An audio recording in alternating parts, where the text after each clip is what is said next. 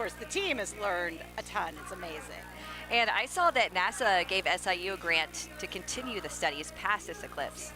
What is the research going to be focused on after this? Yes, so we have a grant to focus on all of heliophysics. So not just the eclipse, but everything sun related. So this is like phase 1, but we're entering the heliophysics big year. So it's an entire year focused on the sun. And then the other fun thing is the sun is entering solar maximum. So it's super active, lots of flares, lots of sunspots. And then after that, the next focus will be Parker Solar Probe, which is orbiting the sun right now. It reaches its closest approach in December. So there's all these like really cool Stuff to look forward to all year. Right, and then we just have more and more. So one thing as a meteorologist that we're studying is the changes in sensible weather within about that 4-minute period within totality. What can we expect on a clear day like today? So it's going to get cooler, right? But it's going to get significantly cooler because it's so clear. Whatever clouds are still up there may evaporate. They'll just disappear, which will make it even better. And so then, who knows? Because sometimes eclipses make their own weather. Yeah, so I was reading kind of about eclipse breezes that can create clouds and thunderstorms. How often does that happen? Pretty much once an eclipse happens, Wow. right? But I mean, it's hotter outside the path. It's cooler inside the path. So air is going to move back and forth. Right. So yeah, there's all these fun things. And then the animals do strange stuff and the insects do strange stuff. So it's something you can hear, you can see, you can feel. It's going to be amazing. The total experience. Another thing I wanted to ask you is, what are you exactly researching within this eclipse? What is some of the data that you'll be taking in, and how does that apply to everyday life for somebody who's interested in this? So we're interested particularly in the lower atmosphere of the sun. So when you stand on the ground and you look up, you can't see it because the sun's too bright. When you're in space, we typically block that part out because it's too near the sun. And so we don't get to study it. An eclipse is the perfect time to actually see that part. So we're interested in eruptions and things happening in that lower atmosphere. But it affects us because those eruptions send particles to the Earth. They can affect our communication. They can affect our power grid. They can affect our climate. So there's all sorts of things that everybody should actually be interested in. So as far as the climate aspect, how does the solar activity impact us down the line as far as climate So change and it's or always, impacts? I'm always tell people, right, it doesn't affect your daily weather. Yeah. So people who say like, oh, it's hot today, that's not why. But long term, when there's all this activity, it dumps extra energy into the atmosphere. So if you go back, there's a period of time where there were no sunspots for like 50 years. And all of a sudden the climate cooled. So lakes and rivers froze over that don't normally. Potato famine, right? It's Okay. that time period where all of a sudden agriculture becomes challenging because we're not getting as much energy from the sun as we normally do. So we're looking forward to this big event today. What is the next one in the U.S.? Next total solar eclipse in the U.S. is 20 years. And that one will just cross from Canada into Mexico, into Montana and North Dakota. And then in the year after that, we'll have a cross-country one that'll go from Northern California to Northern Florida. So 20 years till it's even comes back. Yeah, so we really should appreciate today for everything. If you can get into the path in totality, get into the path. If you can't, check out one of the live streams that's happening. And where can people do that? So there's a live stream on eclipse.siu.edu. It's right at the top, there's a button. Oh, and you were telling me before the interview, there's telescopes set up along the path. So we have 80 telescopes set across the entire path of totality and some outside. And anybody can go online and they can click on any telescope and see what they're viewing. So that one is Deborah, DEBRA, Okay. .physics.siu.edu. Deborah.physics.edu. .siu.edu. for our There you go. viewers if you want to check those out. We really appreciate your time. Enjoy today. I know this has been a lot of planning and a lot of work for you and your team. Oh, we're so excited. Yeah, the big day is here. It is here. Thank you so much. My pleasure. For today. And for now, we want to go out to meteorologist John Ross. He's going to help me with some of our forecast graphics. Yep. Oh, here with you, Yeah. Jessica. No, that was a fantastic Yes. interview. It was great hearing Great just information. as far as all the different things that SIU is looking for, as well as I mean, looking at the weather as well. I was looking at the ABC 17 Storm Yeah. Track weather app for the 2 o'clock hour here. Goes from somewhere in the middle 70s to that 67 degrees. I'm excited in to see that o'clock. recording. Yeah, absolutely. So look, to talk about all the different coverage we have. It's not just here in Carbondale that we have team coverage across the area, across this path, and in mid-Missouri as well, covering all of the bases of what the Eclipse is looking like both in mid-Missouri and right here in the path of totality. Of course, ABC 17's Nia Hinson is live in Poplar Bluff, Missouri, another place that's going to see people gathering. A lot of people gathering out there. Nia, how are things looking out there in Poplar Bluff? Hey guys, they are calling this the total eclipse of the bluff, and I gotta say, what a better day than to have this event. I just checked my weather app about 10 minutes ago. It is a nice 72 degrees out here. I'm sure you can tell by my hair. It's pretty breezy, and there's really not a cloud in the sky. Now, something cool that they're doing here that I do want to talk about is kind of right above there, if you guys can see, they do, it's kind of far away, so it'd be kind of a far walk. They do have shuttles where they're driving people down with other equipment. You know, people have their blankets and things for picnics later. So I thought that was nice. Another cool thing, just behind me, they have this map that they're having people pin where they're from. I'm told there are 13 different countries represented here today. I thought that was very cool. Also behind them is this eclipse glasses that a lot of little kids and their families have been taking pictures of. So it's just a great time out here for sure. People are excited for this. Now, something I do want to talk about is traffic. We are expecting 40,000 people in this city today, I'm told. We actually got stuck in traffic. We were at a bit of a standstill for about 30 minutes on I-70 near the Perryville exit. I am told the Missouri State Highway Patrol is out regulating that traffic and trying to keep it flowing. But again, it's a gorgeous day out here. People are excited, so stick with us and we will have more in just a bit. Reporting live in Poplar Bluff, Nia Hinson, ABC 17 News.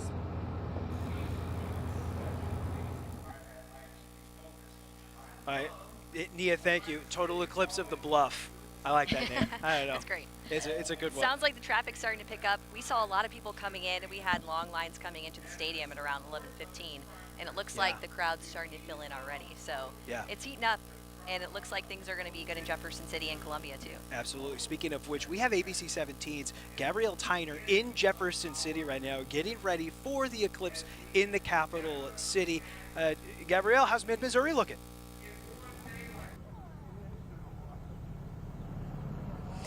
Yes, hello everybody. I am in Jefferson City, right in front of the Capitol building to view the eclipse.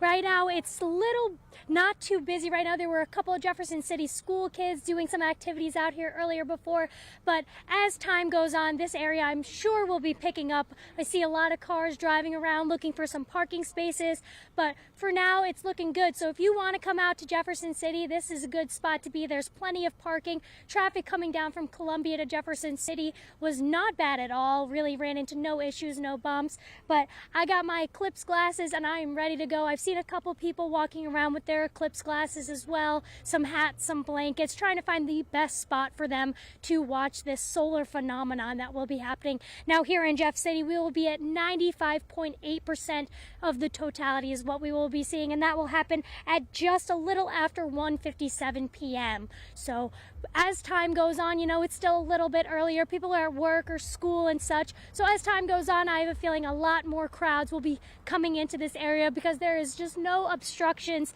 in my sight for this eclipse. So I am super excited to see it, and as I'm sure many others are as well. Now, so far, we're just seeing a lot of cars, people starting to just set up and get ready to check in and watch out this whole solar phenomenon. So I'm going to stick around and I will continue to be out here looking around and hopefully talking to a couple people about their eclipse experience this year. Now, I'm going to throw it back out to you guys in Carbondale. Reporting live in Jefferson City, Carbondale. Gabrielle Tyner, ABC 17 News. Gabrielle, thank you very much for the update out of Jefferson City. It just occurred to me for people like Gabrielle and others who are probably freshmen in high school or sophomores in high school when this happened, when both you and I are working at the last eclipse. So, I mean, it's good for a lot of people to now get to maybe experience this. I met one person who they said, like, they forgot what it looked like in 2017. The people from Carbondale watched it in town here and said, I asked them, well, like, will you expect something different this time?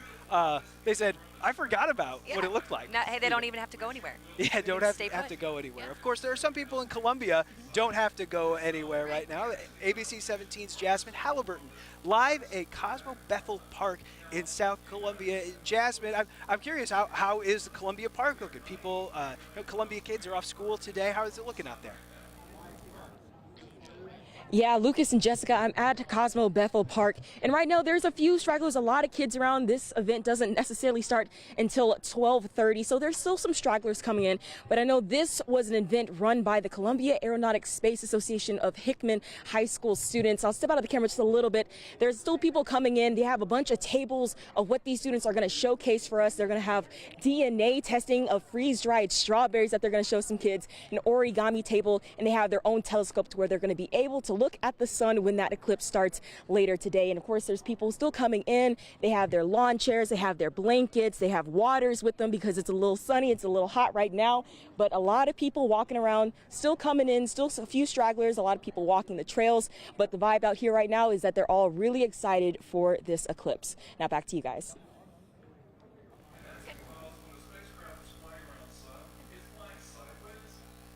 All right.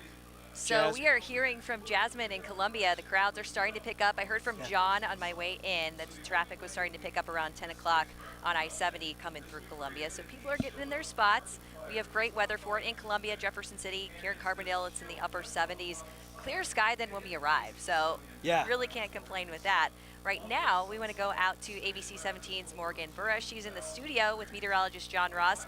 They've been keeping an eye on traffic and other impacts from today's eclipse so far. Yeah, Jess, Lucas, we are still here in Columbia in our studio. We may not be outdoors, but we still are very excited. Lots of things planned, John. Yeah, and we have our glasses because we are not far from a door to get outside when you guys hop back on the air. We've got plans to try to catch a glimpse of the eclipse ourselves. Yeah, and like Jess and Lucas mentioned, we also are keeping an eye on the local forecast. Yes. Been watching some MoDOT traffic cameras, the traffic all around the state. We're hearing it's getting pretty busy. And then also I'm going to take a look soon at NASA Eyes, how you can see the eclipse and its time lapse throughout the entire country and the world. So we've got a lot going on here in the studio today. And checking in right now on that traffic, tying up the roads across Missouri and the country. Traffic is bumper to bumper. You just saw on your screen there between Arnold and Festus. That's just south of St. Louis between the city and southeast Missouri where the best viewing is. You can see all of those cars heading that way right now. But first, the big question for many people, what is the weather going to be like? Will we be able to see the eclipse here in mid-Missouri and across the state? So ABC 17 Storm Track meteorologist John Ross is joining me here right now. John, what's the forecast looking like? Well, of course, as with anything, it's not perfect, but the clouds that we do have are really thin. And so I don't think they're going to obscure our view of the eclipse. You'll see that here on our quad camera box. You'll see Jefferson City, notably, those high, thin, wispy clouds.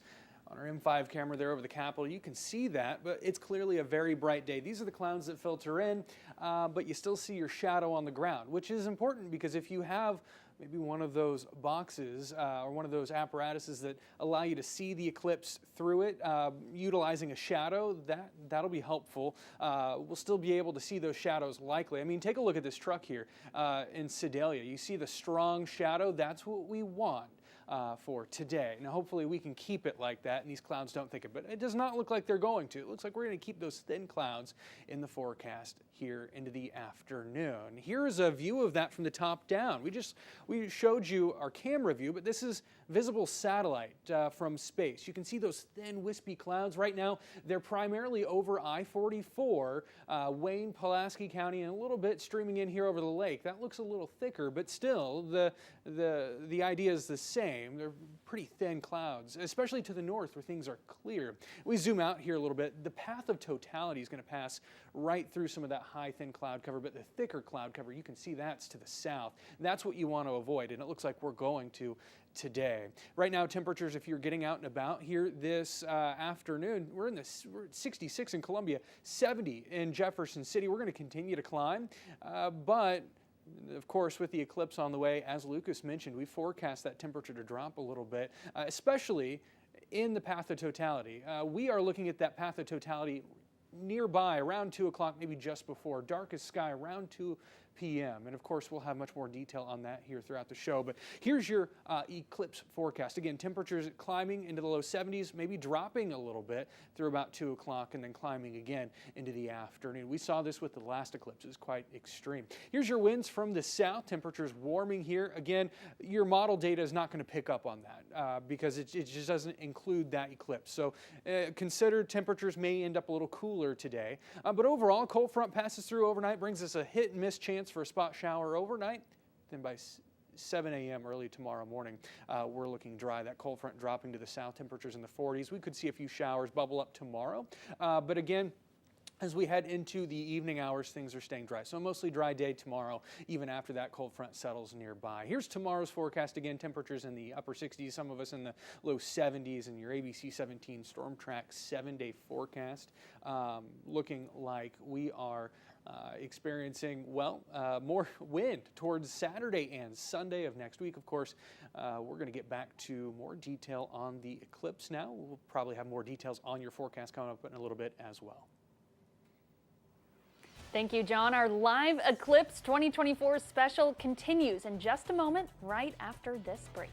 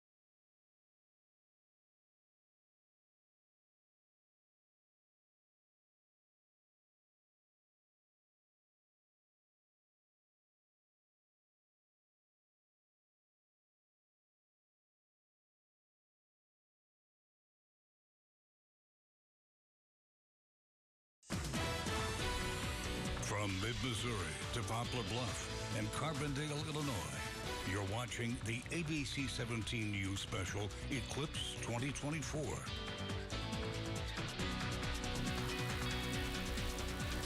Welcome to Eclipse 2024 coverage, brought to you by ABC 17 News. I'm Lucas Geisler here with Chief Meteorologist Jessica Hafner. We are live in Carbondale, Illinois, where in just about a couple hours, just now, Less a little than less than 2 hours now. Yeah, just before 2 o'clock. We're going to have 4 minutes of complete totality for this solar eclipse here in Carbondale, Illinois. But Jessica, let's walk through, because it's a busy scene behind us right now. As you might imagine, with that much being able to see the total eclipse as well as you can in Carbondale, it's become a very popular spot, and there's a lot going on behind us. One of them amongst is this painting going on behind. I don't know how much you can see behind us here. But yeah, Jessica, you got to talk to them a second ago. What's going on here? So right when I arrived, I went up there. I'm like, okay, we got to go see what they're doing. So this is a group from some art students. The first working on this one since Friday night. You started at about 7 p.m. and continued till 3 a.m. But they're finishing this one, and then there's another one over on the other side of the field. Okay. That one they're trying to finish from when totality starts to when it ends. So the partial eclipse to the end of the eclipse. So within that 2-hour-ish time frame, they're going to do it start to finish. So these are some art projects that they're working on today. Yeah, tick-tock, right? Going on there. The clock is ticking. Going on there right now as they get that going on. And behind us again, the dance team out here for SIU has been rolling the Earth, the Moon, and the Sun around the field as well. I'm interested to see how that's going to work. I agree. They said they're high altitude balloons, so I can't wait to see it. Interesting. Yeah, can't wait to see it too. Of course, we have again team coverage all around mid-Missouri for this as well. ABC 17's Morgan Burrish live in studio for us right now. Morgan, how's it going?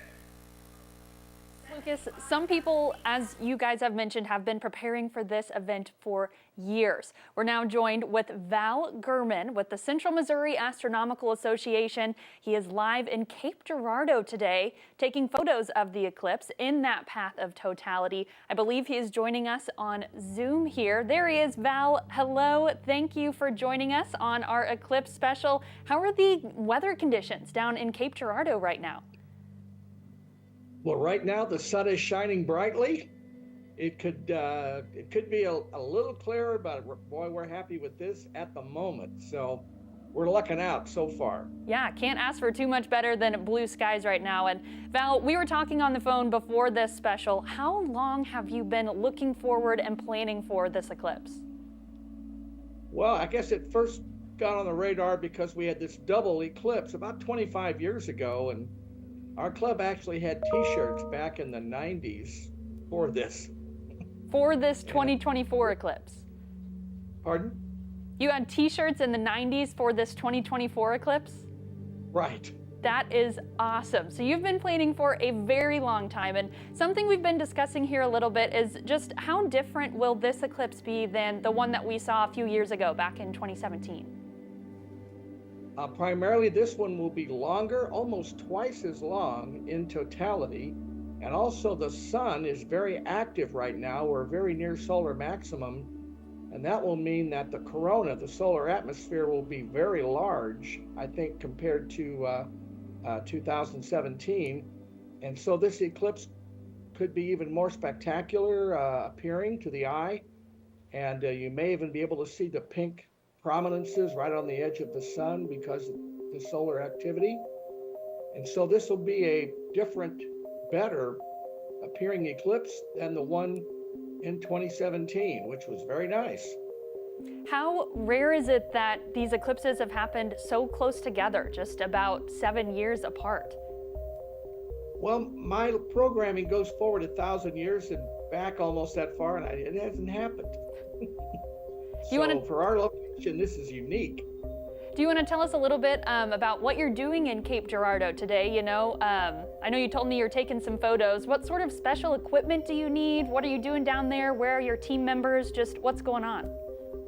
We are set up near the Southeast Missouri campus, and we have big binoculars set up with special filters to view directly, and then we've got a DSLR camera with a long telephoto and a solar filter for that. and an interval timer that will take a picture every so many minutes to give us, we hope to get a sequence. And then during totality, you take the filter off, and I'm hoping to get the corona and some prominences during totality, and then the filter goes back on and get the second half. So fingers crossed on that. Well, it sounds like you will be a busy man today, Val. Thank you so much for carving out some time in your day to join us here, and good luck with the rest of your day. I hope you get some awesome photos. Well, thank you very much, and we'll give it a try. All right, thanks, Val. Now, back here in mid-Missouri, our ABC 17's Jasmine Halliburton is joining us live from Hickman High School. Columbia Public Schools are out today, but they are having a viewing party for students and families by the baseball field. Now, Jasmine, how's it going out there? Yeah, Morgan, I'm actually at Cosmo Bethel Park. They had to move it just because there's probably going to be so many people here. And I actually have two students from Hickman High School from the Columbia Aeronautic Association, or Space Association, excuse me. I have Alex and I have Nate, the two students who put all of this together. And Alex, I'm going to start with you. Tell me why you guys just decided to do this and why you kind of took control of planning this. I really like science outreach. It seems really cool to me, and with CASA, we each can do our own capstone project, and so as part of my capstone, I wanted to do a lot of science outreach events in my community, and with the solar eclipse day coming up, I really wanted to do a science STEM event for kids ages elementary to middle school in my community. All right, now Nate, I'm coming to you. So what are some things that kids can expect coming out here and all the activities that you guys have? So we have some robo-dogs that we have two of them that one is piloted just with a controller and the other one kids can actually program. We have a Snap is it called again? Snap Circuit, sorry. Snap Circuit table right behind us where we're teaching different like things you can do with them. And some even origami back there where they can learn about the James Webb Telescope and how they've utilized origami in the creation of that, and also just creating some fun origami rockets. All right, cool. And Alex, tell me about the process of just getting all of this together. We started planning this event in September, and then we actually did enter this event into a competition with SM Wilson up in St. Louis. We won, so we got a bunch of cool funding for this event, and then we've been planning it throughout the rest of the semester into second semester all the way up till now. Well, thank you guys so much, Alex, Nate, for doing all this, and back to you guys in the studio.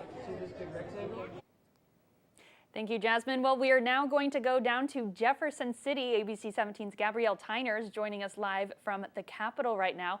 Gabrielle, what's it looking like down in JC?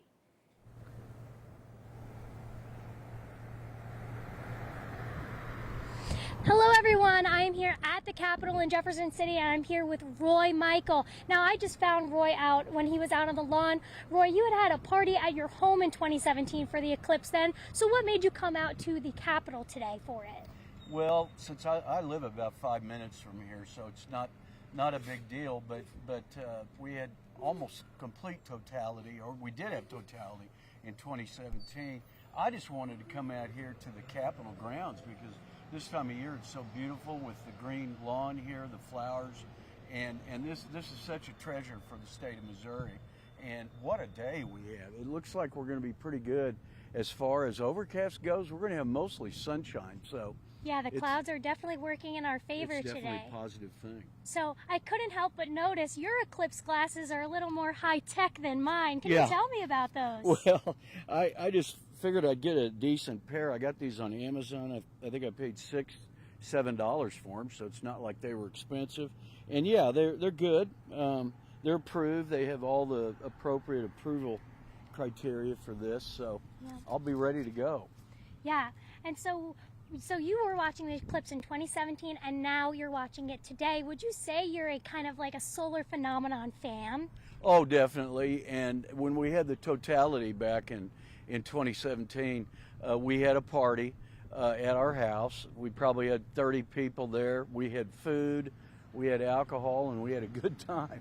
That's great. That's very exciting. And it did really. The temperature went down at least 10 degrees. We had all-ed jackets on, and it got pretty dark, actually. Yeah, I was checking actually our ABC 17 Storm Track weather app, and it says from about 1 to 2 o'clock, it's going to drop about 7 or 8 degrees. Yeah. So is that kind of what you were feeling back in 2017? Yeah, probably up to 10, really, Yeah. is what it is. But yeah, 7, 8, 9, 10 degrees, something like that. Gotcha. So you're just going to be hanging out here just around until the eclipse happens? Yeah, I'm with friends. Got some friends from Columbia that came down. Awesome. Yeah. Greg Hernandez came down, who a lot of people know around this area. Great. Well, Roy, I appreciate you taking the time to speak with me, and I'm looking forward to watching the eclipse with you. Okay. And so now we're going to throw things back over to our friends in the studio right now. So reporting live in Jefferson City, Gabrielle Tyner, ABC 17 News. Thank you, Gabrielle. We are going to go out to a commercial break right now, but Mid-Missouri, stay with us. We'll have more coverage of our live Eclipse 2024 special coming up right after the break. This segment of ABC 17 News is sponsored by Mediacom.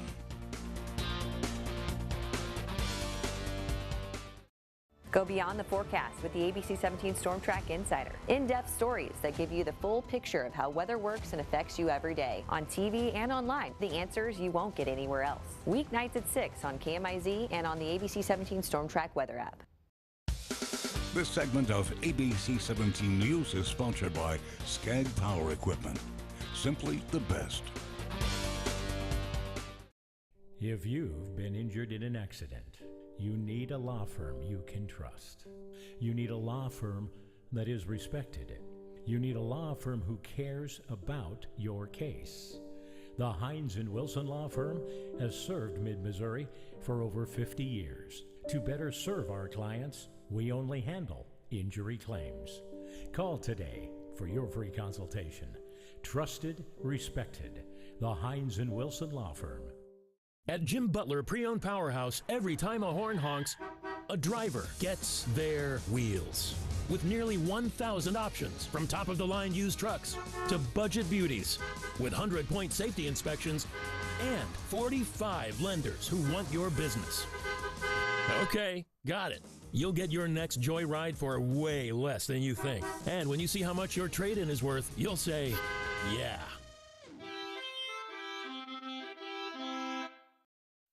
At AA Propane, if we've learned one thing over the years, it's that when you take the time to go the extra step for your customers, they will take the time to show their appreciation. So thank you to all our customers. Whether you're residential, commercial, or agricultural, we've enjoyed taking the time to get to know you and your families. Call AA Propane, and we'll take the time to talk with you and ensure all your propane needs are met. AA Propane, we keep your fire lit. Every year in business is a celebration. At Bescheinen Family Furniture, we celebrate 3 generations of our family taking care of your family. Stop in during April and celebrate our anniversary with savings for your home. Great selection and great price with delivery and financing options available. Styles may change over the years, but our family commitment to giving you great selection, fair prices, and friendly assistance will always remain. Anniversary savings throughout the store. Bescheinen Family Furniture in Loose Creek and Versailles. Get outside. Rex Hudler here. When I wanted the best Trex deck, I called John Graber at Graber Outdoors. They build the best Trex decks in the Midwest. Believe it. My new deck almost takes care of itself. No rotting, no warping, no splintering. Get your Trex deck from Graber today. Call today for a free estimate or visit us online and ask about our 12-month interest-free financing. If you want a Trex deck built the best, call the best. Graber Outdoors. Call or visit GraberOutdoors.com and get outdoors. You know that guy? The one who's not afraid to ask the tough questions? What goes into your decision making? The guy who's looking out for your community? Why was there no step taken? Yeah, this guy, Lucas Geisler, only on ABC 17 News. You're watching ABC 17 News at noon on KMIZ, where the news comes first.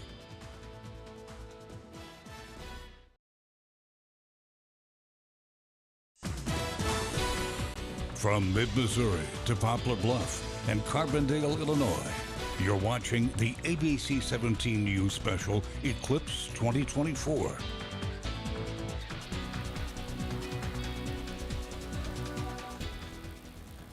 Welcome back to our Eclipse 2024 coverage. I'm Lucas Geisler alongside Chief Meteorologist Jessica Hafner. We're in Carbondale, Illinois as we get ready for the total solar eclipse that's coming through the Midwest here. Jessica, this was sort of an amazing thing for me to think about. This one compared to 2017. So we're in a place that gets both, right? In 2017, passed through here again. That's why, like, I love that, like, the tagline for this event is like once in a lifetime again, or something along those lines here in Carbondale. But this was amazing for me to think, because in 2017, remember, it went northwest to southeast, and that the eclipse kind of swept through that way. And I remember thinking, well, this one kind of seems shorter, because it is shorter in miles across the United States, but so many more people are going to see this one compared to 2017 as it passes over some major cities in the southwest part of the country as it works its way up into New England from there. And just amazing to think, they're thinking 12 million people maybe saw it in 2017. It's like 30 million 30 million people are expected to be within the path this time, and it's 1,000 miles shorter in the path. Just one of those kind of amazing things about this year's eclipse that we get to take part in. It's interesting. I was talking to Dr. Breivik a little bit before our show started here, and she said she heard about a lot of people that were going to Dallas but saw the forecast and ended up here. I mean, we've got a perfect day here. But save yourself a little more driving. Exactly. So we ended up with a great forecast here, and we're going to be seeing partial eclipse here soon in the next few minutes in Carbondale. For Nia in Poplar Bluff, that's going to be happening any time. So 12:39, that partial eclipse happens. And then totality in Poplar Bluff begins at 1:56. So a little over an hour from now, here in Carbondale, we can expect totality at around 1:59.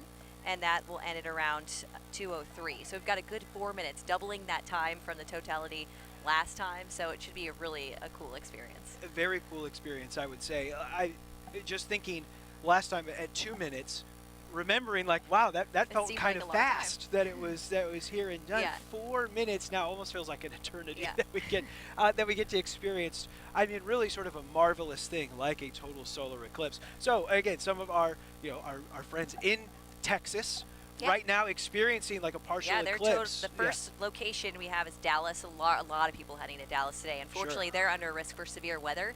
So hopefully they're going to get a break between any storms, but they should see their partial. It already started. So totality in the next hour or so, around 1:40 there in Dallas. And then for Idabel, Oklahoma, that starts at totality at 1:45.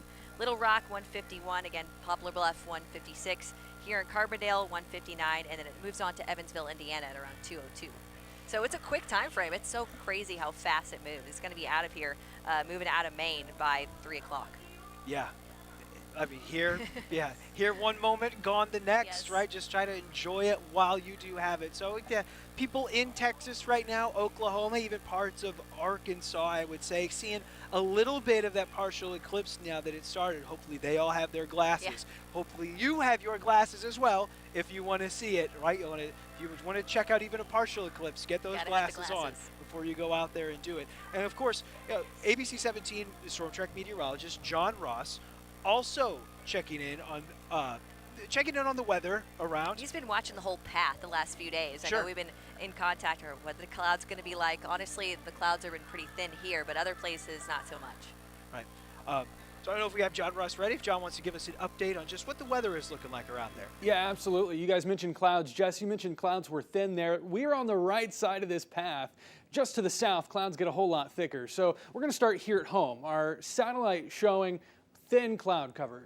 Even this relatively thicker band of clouds streaming in just over the Lake of the Ozarks, that's still not going to cause much issue for us against that overall sky part that we're worried about. Take a look here. This is a live look at Columbia Regional Airport.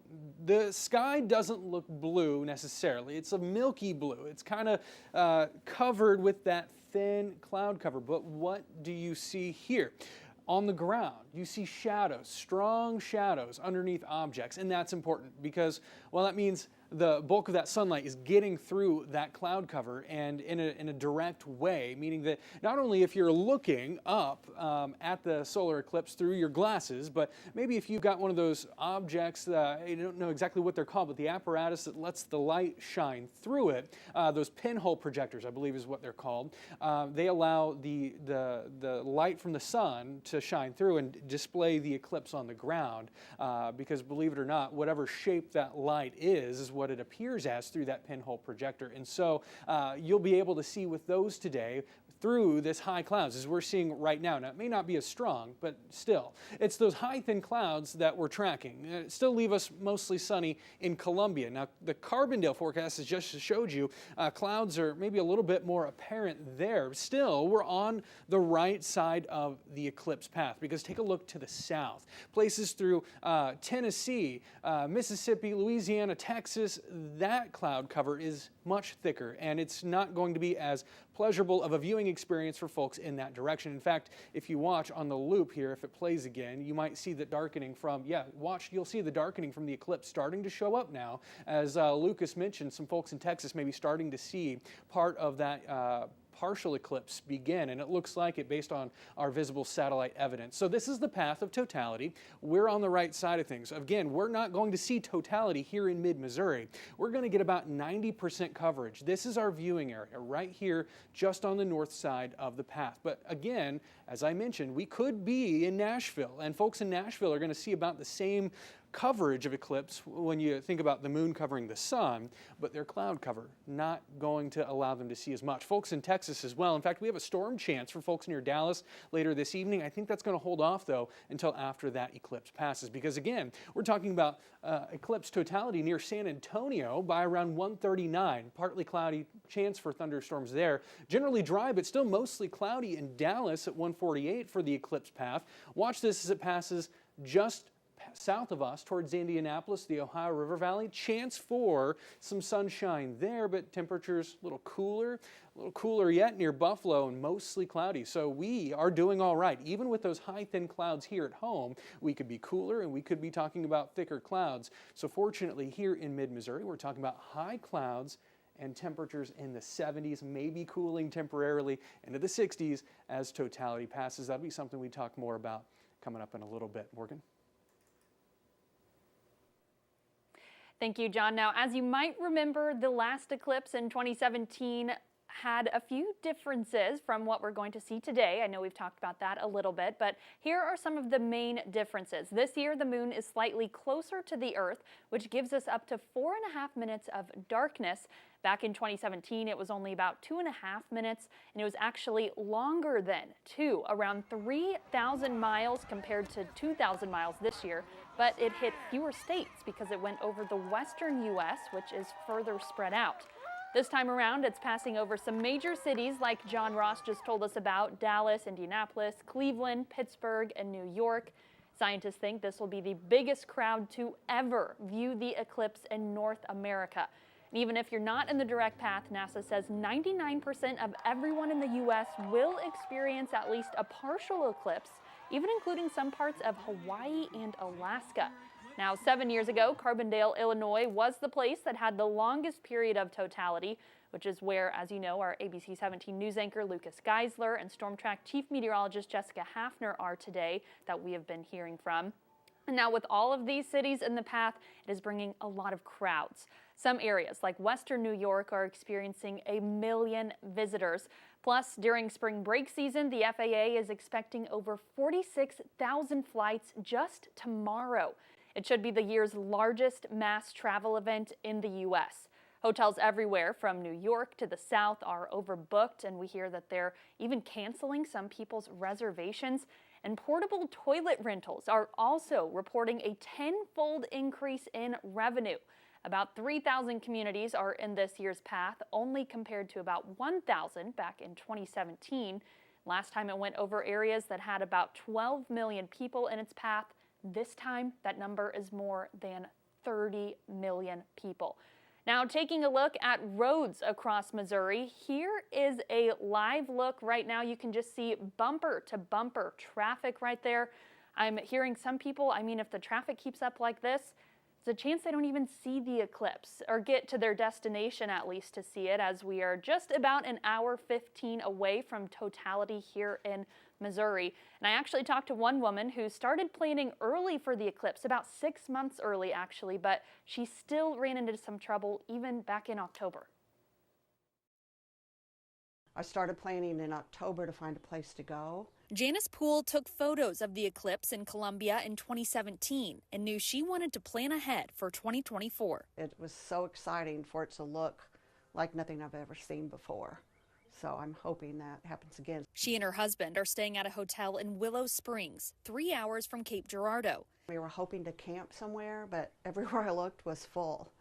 So then I started looking at hotels, Cape Girardeau, all up and down, and they were either full or very expensive. I looked at hotel prices in the line of Totality today and found many were either sold out or are going for $1,000 a night. For reference, next Sunday night, a room at one of those same hotels is $94. I thought I was planning, ahead 6 months, so I'm really glad I went ahead and booked it because there's nothing hardly now. MoDOT is preparing for an influx of travelers to Missouri. Obviously, in the southeast part of our state where the path of totality is going to see the most traffic impacts. The department is asking people to stay put on Monday after the eclipse, when traffic is expected to be the busiest. Get where you're going early and then stay put for a little bit after the eclipse. Allow that traffic time to filter out. We'll probably go out a little early, try to find the best place and set up my camera equipment and be ready to go. I have heard from Janice today. She and her husband are at a great spot. They are ready. She's got her camera equipment set up. And right now, also in the southeast part of the state, ABC 17's Nia Hinson is live in Poplar Bluff, about 30 minutes from the Arkansas border, one of the first places in Missouri to see the path of totality. Nia, what's the atmosphere like right there? Morgan, the atmosphere is great. I'm actually joined here by a couple, Daryl and Sunan. They are from Miami. Guys, we were just talking a few minutes ago. You guys told me that you've kind of done some hopping across states to get here. Just tell me how you landed up here.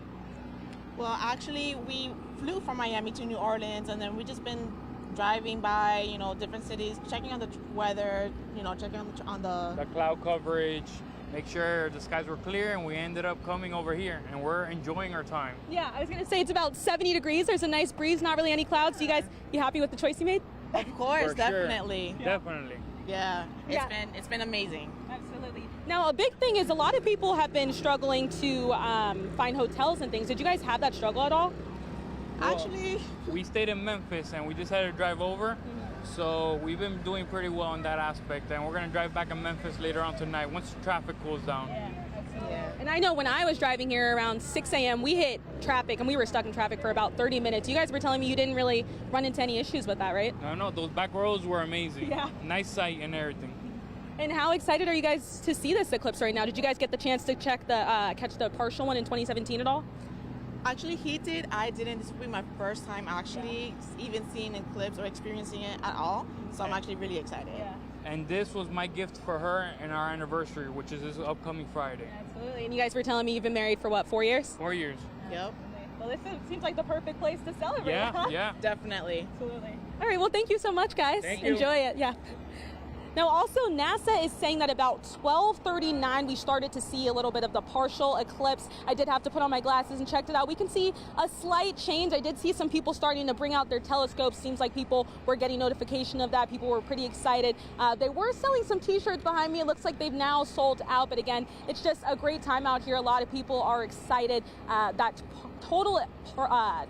totality, is supposed to start at 1:56. So we are still looking at my watch. We're about an hour out now. Again, here in Poplar Bluff, we're going to experience darkness for about 4 minutes and 8 seconds. So stick with us. We will have more coming up in just a little bit. Reporting live in Poplar Bluff, Nia Hinson, ABC 17 News.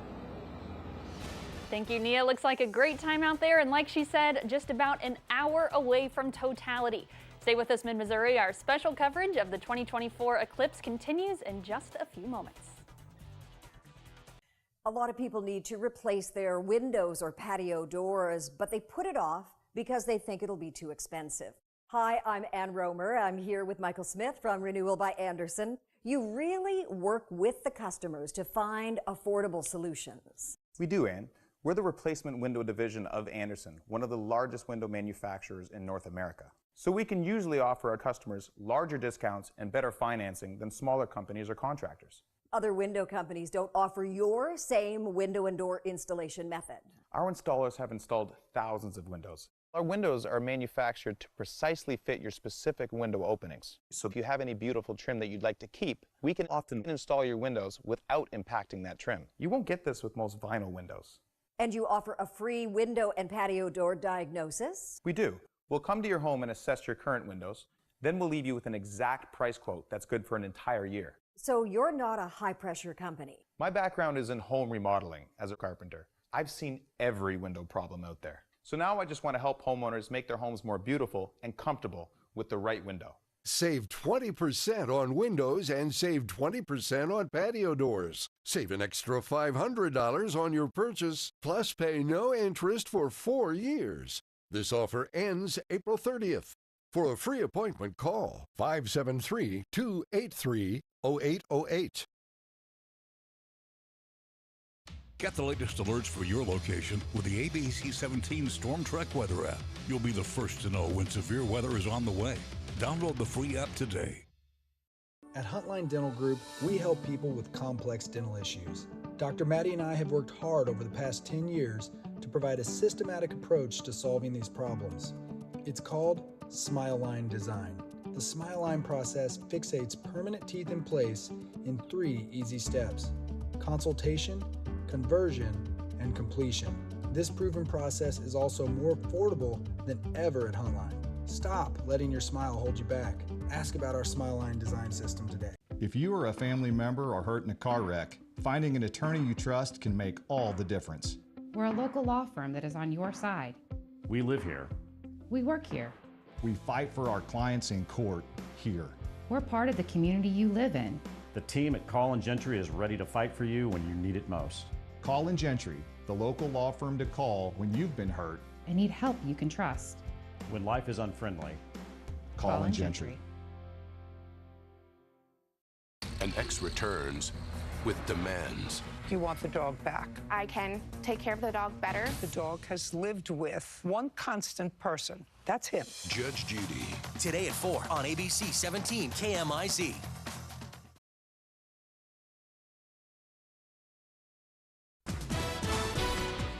You're watching Eclipse 2024 coverage.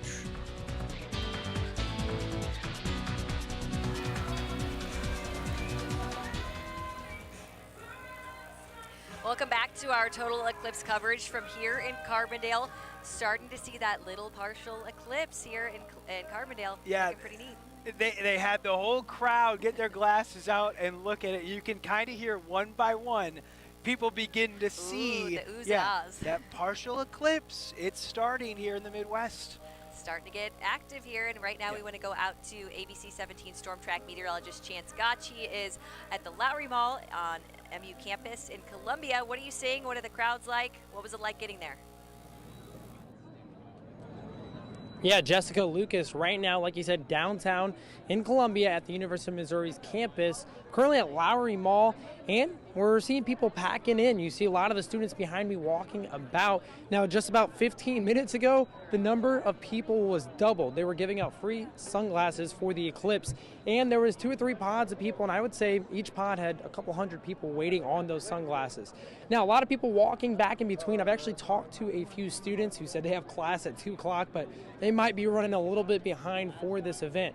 Now, behind me, you probably can't see it too well, but there's a little table set up because this is going to be held by the University of Missouri Physics and Astronomy Department. They actually have some live stuff going on right behind me where they have a whole demonstration of the actual eclipse and how it's going to be set up.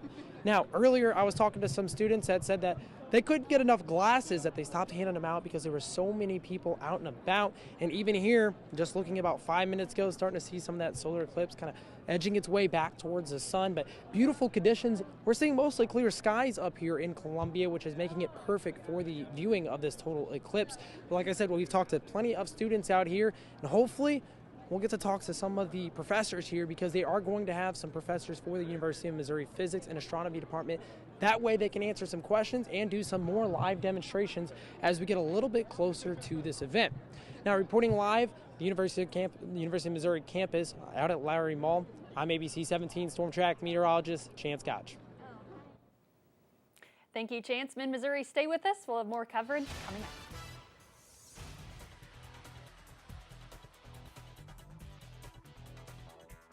On the go, stay in the know with the ABC 17 News app. It's your first alert to breaking news, weather, and traffic impacts with updates on the scene.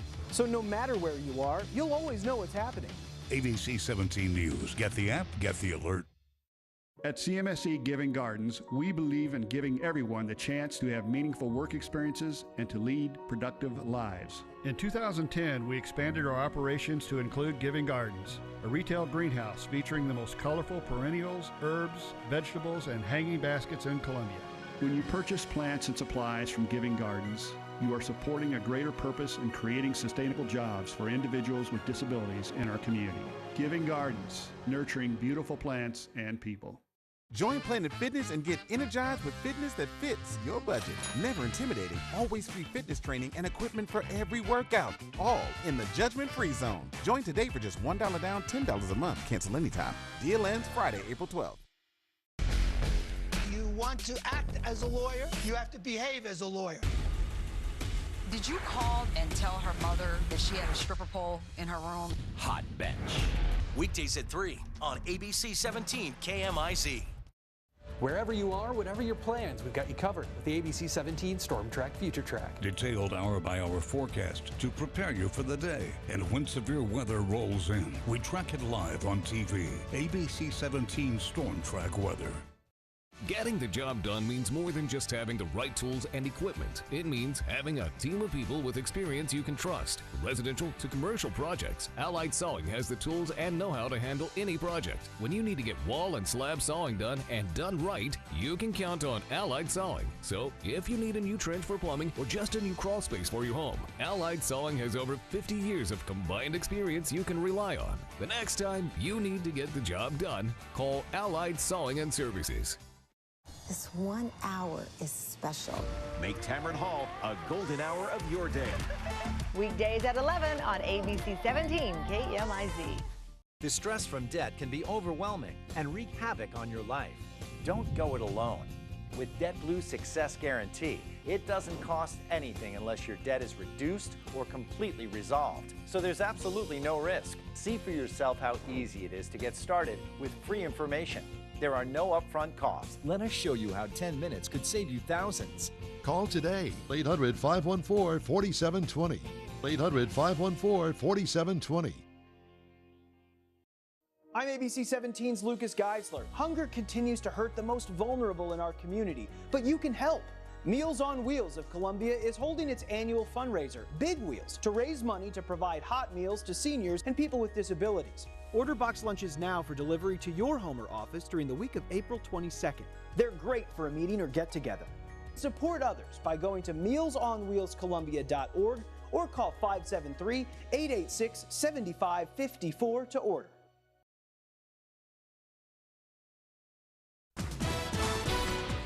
You're watching Eclipse 2024 coverage.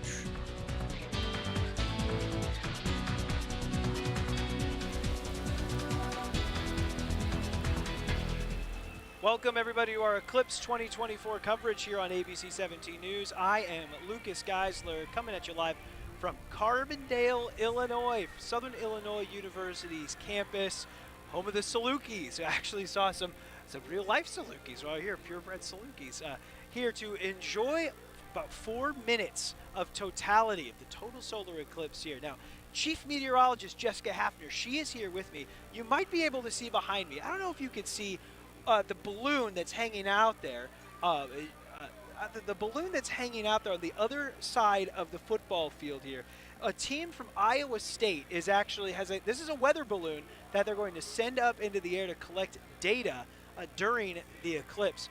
Just a reminder of all the stuff that we still don't know really about the world as we start to measure parts of the atmosphere, parts of the different spheres of the Earth from this solar eclipse, just how the eclipse might affect things up there in the atmosphere. So again, just as another example of the marvel that is these total solar eclipses that we get to experience, 2 of them here in 7 years, especially here in Carbondale, which had a total solar eclipse both times.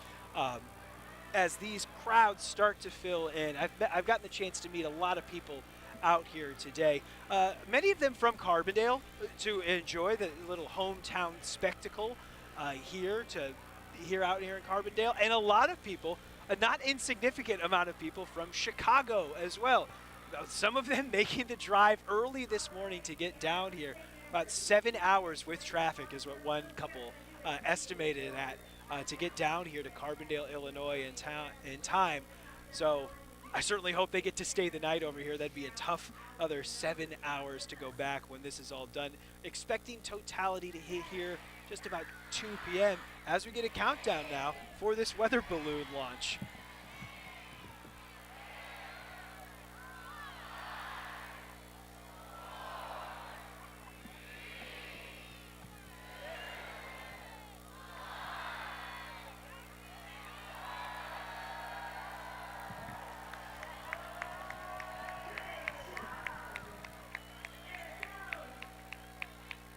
Folks, that's science in action right there.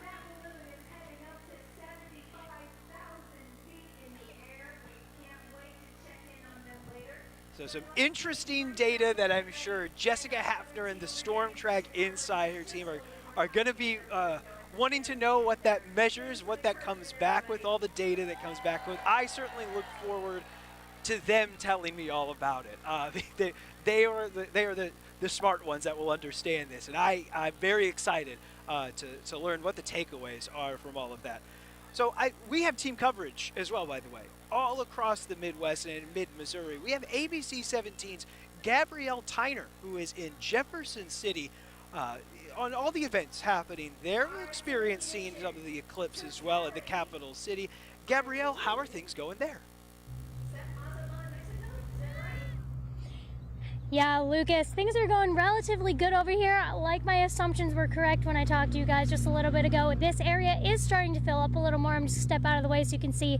Now, it is not as full as it was back in 2017. However, we still have a little bit of time before the eclipse. I mean, it's already started, but till totality, we still have what, about, I want to say, we have about 50 minutes to go. And yeah, so we've got some spectators that are still coming out to see this eclipse here. I've got my eclipse glasses, and I've been checking periodically up at the sun because you're able to finally see this eclipse action going. So right now, if I pop on my glasses, what am I looking at right now? Okay, so I see a little bit of a curvature, looking like a bit of a slight crescent moon action. Now, one thing you're definitely going to want to keep in mind of is not taking pictures of the eclipse with your phone. Now, that can really mess up the lens in it, and it can cause a lot of issues. And it's also, you don't want to look at it with your eyes just barren, so you want to have your eclipse glasses on hand. I've been looking around, and I've looked, a majority, almost everybody here has their eclipse glasses ready, and periodically they're just popping them on to check the status of that eclipse going on up in the sky. But right now, things are looking good. Things are looking fun over here in Jefferson City, and more people are starting to come into the area to watch the solar phenomenon. So for now, I'm going to throw things back over to Morgan in the studio. So for now, reporting live in Jefferson City, Gabrielle Tyner, ABC 17 News. Thank you, Gabrielle. Now, we had a producer at Hahn State Park this weekend in southeast Missouri. That's just west of St. Genevieve. And there were a few people from out of state, including one license plate from New Jersey. But many people were from the St. Louis area. One family, even from Jefferson City. Park employees confirmed they were completely full since the booking window opened last year. One family came from Kansas City, and they had never been to this part of the state before, but they were excited for the eclipse. Have you seen any eclipse? I have not seen any eclipse. Oh, wow. Okay. That'll be exciting. Are the kids excited, or? Okay. I am. Are you excited? Yeah. Yeah? I was pregnant with her, but my oldest two don't remember it. Yeah. It's like a while ago. This is going to be a trip. Another family, we're told, drove all the way from Minnesota, but could only find a campsite for Saturday night, not Sunday night. They still plan to find somewhere to park that was still in the path of totality. Stay with us, Mid-Missouri. You are watching our 2024 Eclipse special. We will have more coverage coming up after the break.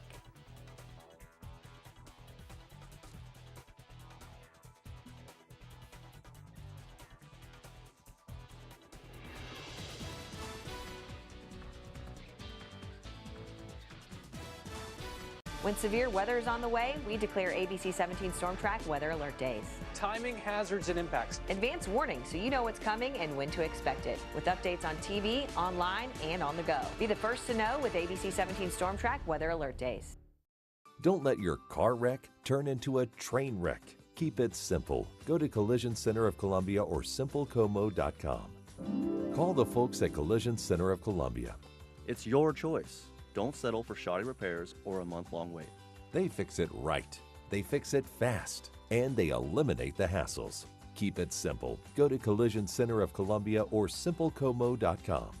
Next to Club Car Wash on North Providence or simplecomo.com. Classic Rock 96.7 KCMQ. With the Morning Shag, weekday mornings from 5:30 to 10. Como's home for the Mizzou Tigers, the Kansas City Chiefs, and the greatest music ever made. We are Classic Rock 96.7 KCMQ.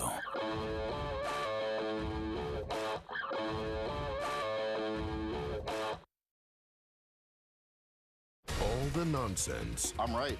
You may be right, but you're not smart. Meets no nonsense. Fibber, fibber. You know that I'm not buying what you're saying to me, but I'm going to let you dig your hole. Justice, Judge Judy style. I always have the last word. Judge Judy, weekdays at 4 on ABC 17 KMIZ. It's chili time. Join us Saturday, April 20th for the 18th annual MFA Oil Rootin' Tootin' Chili Cook-Off from 2 to 6 p.m. at the Holiday Inn Expo Center. Thanks to JES Holdings, the Chili Cook-Off benefits the Boys and Girls Clubs of Columbia. Come enjoy delicious chili and listen to live music to help Como kids reach their full potential. Advance tickets are $20 and kids 12 and under get in for free. Reserve yours now at bgc-columbia.org. Water, nature's ultimate cleaner. We drink it, we bathe in it. Think water, think steam, think clean. Now harness the power of water with the H2O X5 5-in-1 steam cleaning system. I'm so impressed with the X5. It's an all-in-one product. I can use it throughout my entire house. It's cleaning, it's sanitizing, there's no chemicals in it.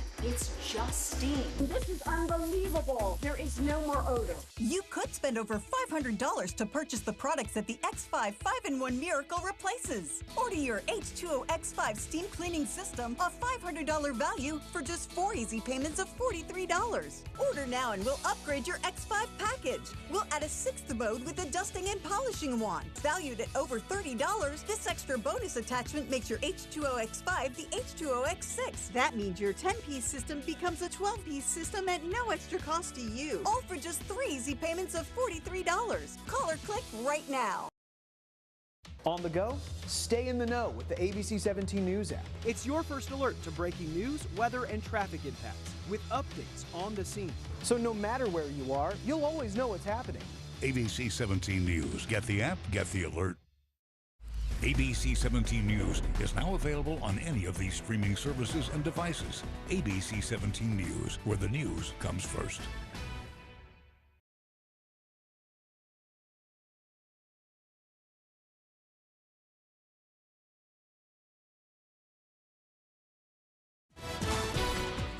You're watching Eclipse 2024 coverage.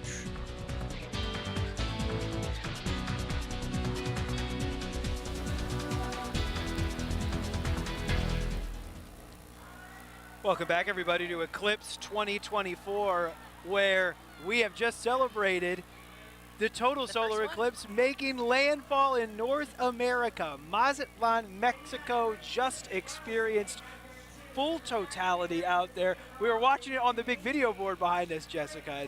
I mean, this crowd got... Crowds have got excited, and it's not even dark here yet. Not even so dark, not even close to it here yet. But it is very exciting because, you know, that is what's on its way to the Midwest, here in Carbondale, Illinois, where we're located, but also parts of Missouri as well.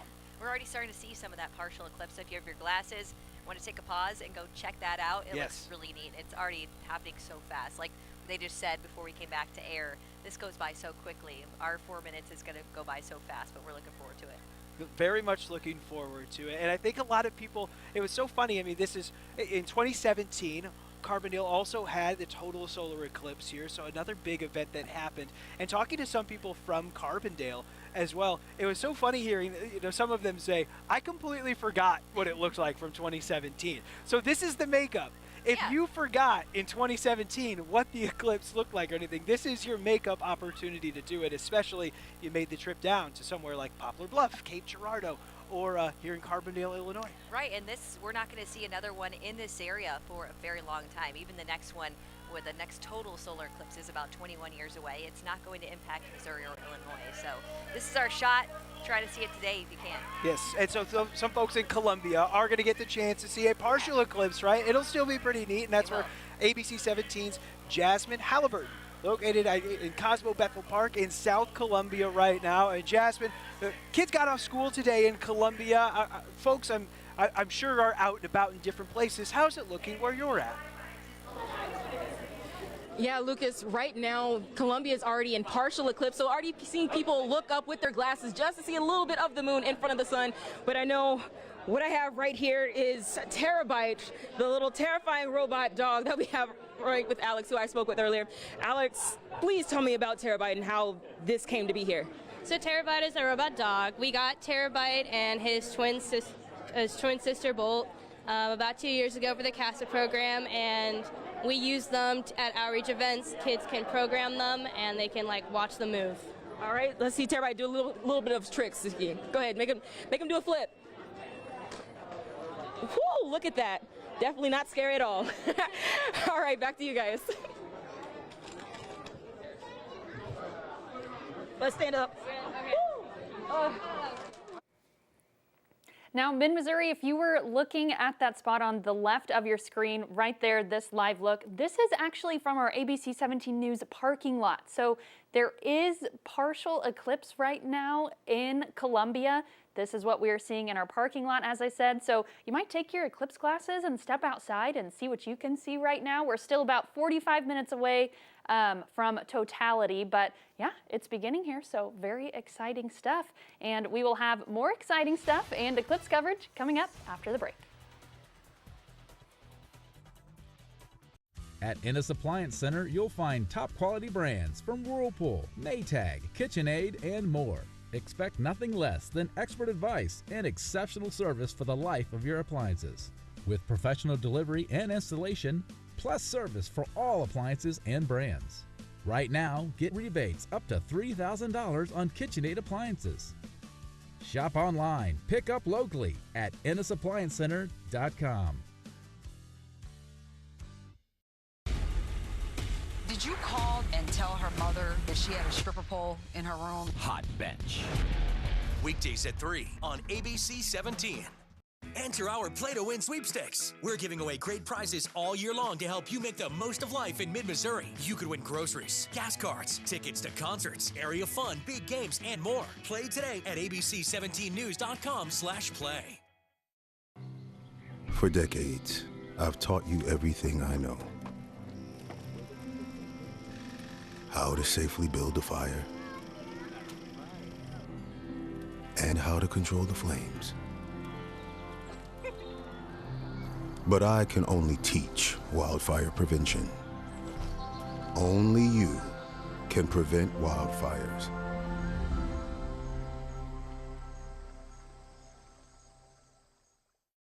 I'm Richard Karn, and I love my hose.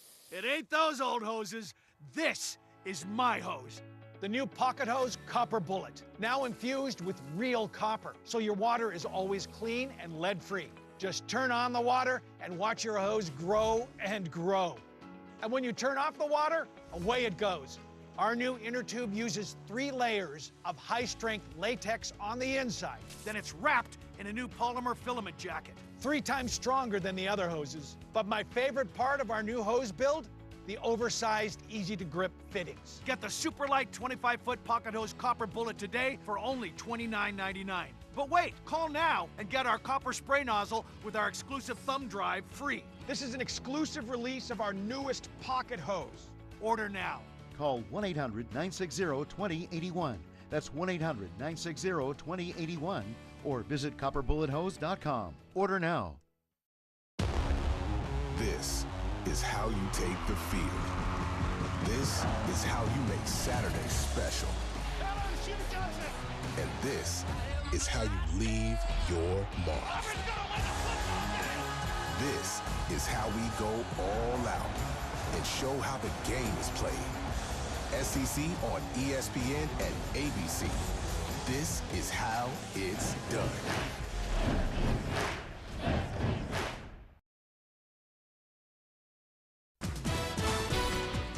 You're watching Eclipse 2024 coverage.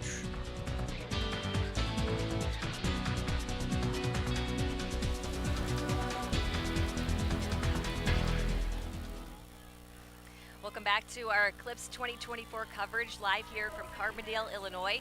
We're kind of keeping an eye on the conditions. It's still really beautiful out here. Just watched a weather balloon launch. I heard you talked a little bit about that. I went over to get video. Yeah. But it's something really cool. I didn't know they were doing this, but it was a team from Iowa State. They're collecting information during that totality period. So that balloon took off about 5-7 minutes ago, and it's already starting to collect that data in the lower levels of the atmosphere. So it's measuring temperature, the dew point changes, and wind changes throughout the atmosphere, and they're going to measure to see what's going on during that totality period. I think it's just one of the, like, a cool reminder of how much we're still all trying to learn about these things. I mean, right when you think you got the world nailed down and you've got it all figured, it's just a reminder that like we're still trying to learn and trying to take these rare events when they do happen and collect as much information as we possibly can. To think about how much in those 4 minutes, all the data you're trying to gather and then trying to parse through to figure until that. the next one in 20 years. Exactly, Next anyway. exactly. And so just again, to me, like a cool moment, a cool reminder of this fun stuff we all get to experience is also like such a deep learning experience for so many people, especially I'm sure in the field of meteorology, trying to figure all this out for years to come. Yeah, absolutely. So, I mean, really exciting stuff that they got going on here at SIUC. All the fun stuff that they're looking at. Just as an example of kind of some of that stuff for the Eclipse, when it gets around here about 2 o'clock, looking at the ABC 17 Storm Track weather app, we're like in the mid 70s. Yeah. At least the app said like for the 2 p.m. it suddenly goes down to 67 degrees. It should be interesting because the clearer we are, the cooler we'll get. So we're in the upper 70s now. So maybe about a 10-degree drop, as you mentioned, 67, 68. We'll see. We're going to be tracking the possibility of this cloud cover moving out too. And we don't even have that much cloud cover, but it should be pretty interesting to see what happens. Pretty interesting. I'm also excited to see, talking to some people about some of the different features of the Eclipse itself versus last time. We were talking, they had on the big screen here the total eclipse in Mazatlan, Mexico, which is there on the southwestern coast of the country. So the first city in North America to see it. And they were talking about am I saying this, prominences? I think they said providences. And there were those little dots. Yes, the little dots are like around it. And so I didn't know, I thought maybe I heard my Columbia, Missouri brain kicked in here in Providence is. Yeah. It's like, oh, not just a road, I guess. Like, they're a part of this here. So a lot of just the really cool stuff that we're going to be seeing this year in the Eclipse compared to 2017. I know Chance Gotch did a whole insider looking into those different things. So again, just another reminder of how, while it might sound the same, we're doing another total solar eclipse. There's just so many differences and so many variables that go into it. And someone who's going to kind of been tracking that here for us is ABC 17 Storm Track meteorologist John Ross. He's looking back at 2017 and comparing it to what we can expect for today. Yeah, Jess, you mentioned earlier that we could see a 10-degree drop as this eclipse moves through, and I've got some of the data from the last time that happened in 2017. Let's talk about the path, because the path of the eclipse that moved through in 2017, you may remember it came right through town, right through Columbia, right through mid-Missouri, traveled all the way from the Pacific Northwest through mid-Missouri, through actually Carbondale, Illinois, and off towards the southeast. And as it passed through locally, again, Columbia was directly, and Jefferson City as well, directly in the path of totality. And that was in August 21st. And if we overlay that path with today's path, well, of course, you see they meet right over Carbondale, Illinois, and that's where Lucas and Jess are at right now. Again, you've heard them reference several times that Carbondale just went through all of this a few years ago in 2017, and well, that's one of the reasons why it's such a popular destination again this year, is because, well, they've already had the experience of hosting all those people, and well, that's where the X marks the spot. That's where you've had two total eclipse passages in, well, less than 10 years. And so, again, let's talk a bit more about the differences between these two, especially for us here at home. The path of totality this year does not pass through mid-Missouri, but it gets awful close. We are going to see something worthwhile, something to step outside for later this afternoon. Let's take a closer look, because all of mid-Missouri is in this 90+ percentile range of totality. And so we're all going to see the sky get dark. It's kind of questionable exactly how much of a temperature drop we'll see from this, but we can look at totality last year and see that we saw a noticeable temperature drop. Let's talk about it, because August 21st, this last eclipse in 2017, we reached, it was a hot day if you don't remember, we reached 90 degrees overall that day for a high temperature. Our highest heat index was 100, and that was with partly cloudy skies. We'll have a bit more sunshine this time around, but temperatures are not going to be as warm. Let's talk about 11:55 on August 21st, 2017. That was the hourly observation right before our totality at about 1:13 p.m. that day. We got to 89 degrees. The heat index was 100. Just a few minutes later at 1:30 p.m., the temperature dropped to 82. So 89 to 82, that's a 7-degree drop. And that's without much change on the sky conditions. Looks like, I believe, if this looks familiar, is this the shot from our parking lot? This is Columbia. Okay, so we are not far from seeing that temperature drop here at home. Again, we are getting close to totality. This is the shot from our parking lot in Columbia on Business Loop, looking directly up at the sun. Can we take that full screen? Is that possible? Is that partly cut off there? There we are. That is beautiful. You think of a crescent moon that looks essentially the inverse there. Beautiful shot there. So we're not far from totality. Again, that's going to happen between about 1:55 and 2 p.m. here in Columbia, in Jefferson City, mid-Missouri in general. So that is what we are taking a live look at right now. Of course, we probably haven't seen much of a temperature drop just yet. We are going to keep track of that for you, and we expect to see a little bit more of that today. Again, it'd be interesting. Bottom line, where I'm just going to summarize what I was talking about before. We saw about a 7-degree drop in 2017. This year, it'll be curious to see how much of a temperature drop we see, even though we're not in totality. But we will have all the details for you on that. And of course, we're going to go ahead and throw it back to commercial break. We'll have all the details on this eclipse for you coming up here in just a few minutes. You know that guy? The one who's not afraid to ask the tough questions? What goes into your decision making? The guy who's looking out for your community? Why was there no step taken? Yeah, this guy, Lucas Geisler, only on ABC 17 News. Stay tuned to get a free automatic toilet bowl cleaner from Mermaid. Your sink stopper's broken, and fixing a drain is a pain. Introducing Mermaid Drain Magic, the instant solution to most broken drains. Just remove and replace. In seconds, you can fill and drain with a simple press of a button. Drain Magic makes replacing your old, broken, rusty, even missing sink stoppers fast and easy. Drain Magic's anti-clogging basket helps prevent clogs in your sink, catching hair, food, even jewelry. Made with brass and chrome and a silicone gasket, it creates a watertight seal. Order your Mermaid Drain Magic today for only $19.99 and get a Mermaid toilet bowl cleaner absolutely free. Drop it in the tank for up to 3 months of cleaning. But wait, this could be your last chance to get Drain Magic at this low price with free toilet bowl cleaner. There's a strict limit of 3, so order now. Call 1-800-621-4785 or visit GetDrainMagic.com. So call 1-800-621-4785 or visit GetDrainMagic.com. Order now. Wherever you are, whatever your plans, we've got you covered with the ABC 17 Storm Track Future Track. Detailed hour-by-hour forecast to prepare you for the day. And when severe weather rolls in, we track it live on TV. ABC 17 Storm Track Weather. This is a life show. We laugh together, we cry together, we cook together.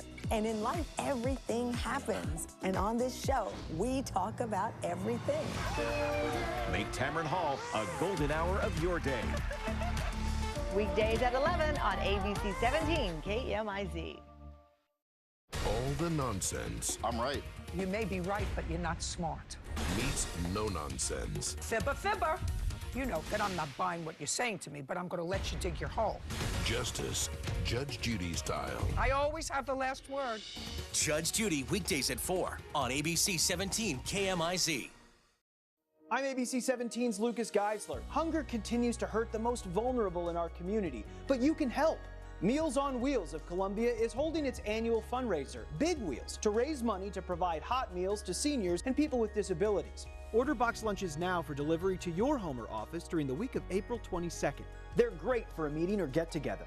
Support others by going to mealsonwheelscolumbia.org or call 573-886-7554 to order. Cars will break down, and when they do, it's too late. If your car is out of warranty, it leaves you with two choices: get stuck paying for expensive repairs, or one phone call to CarShield. Their administrators pay for your covered repairs so you don't have to. Your coverage includes roadside assistance, towing, rental, and so much more. Plus, with their nationwide network, you choose the mechanic or dealer. Best of all, there's coverage for every wallet size. Make the smart call before it's too late. Call CarShield today.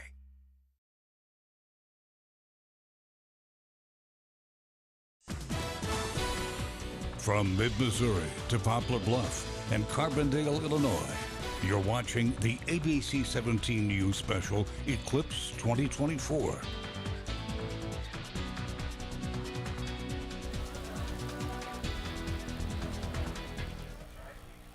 Welcome back to Eclipse 2024 coverage. I'm Lucas Geisler alongside Chief Meteorologist Jessica Hafner. We're here in Carbondale, Illinois, where they got mascots firing people up. I've seen mascots from a lot of different places. Got the Bears here. The Chicago Bears, yeah, SIU Salukis here. There's a couple other different mascots as well roaming around.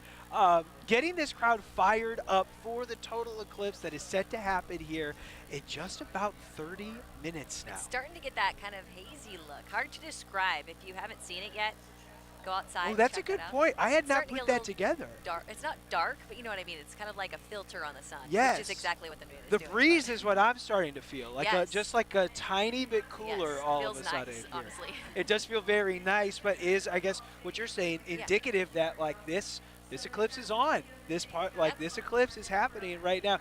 Right above us, just over my shoulder here, they got a board of the eclipse right now. This is out of Eagle Pass, Texas, is what they're saying. So, the United States, we are getting those places in the south, in Texas, obviously specifically, starting to see that total eclipse coming up for them as well. So, Be interested to see what the sky looks like there, because there are storms in their forecasts in Texas today. So, we'll be tracking that throughout this afternoon.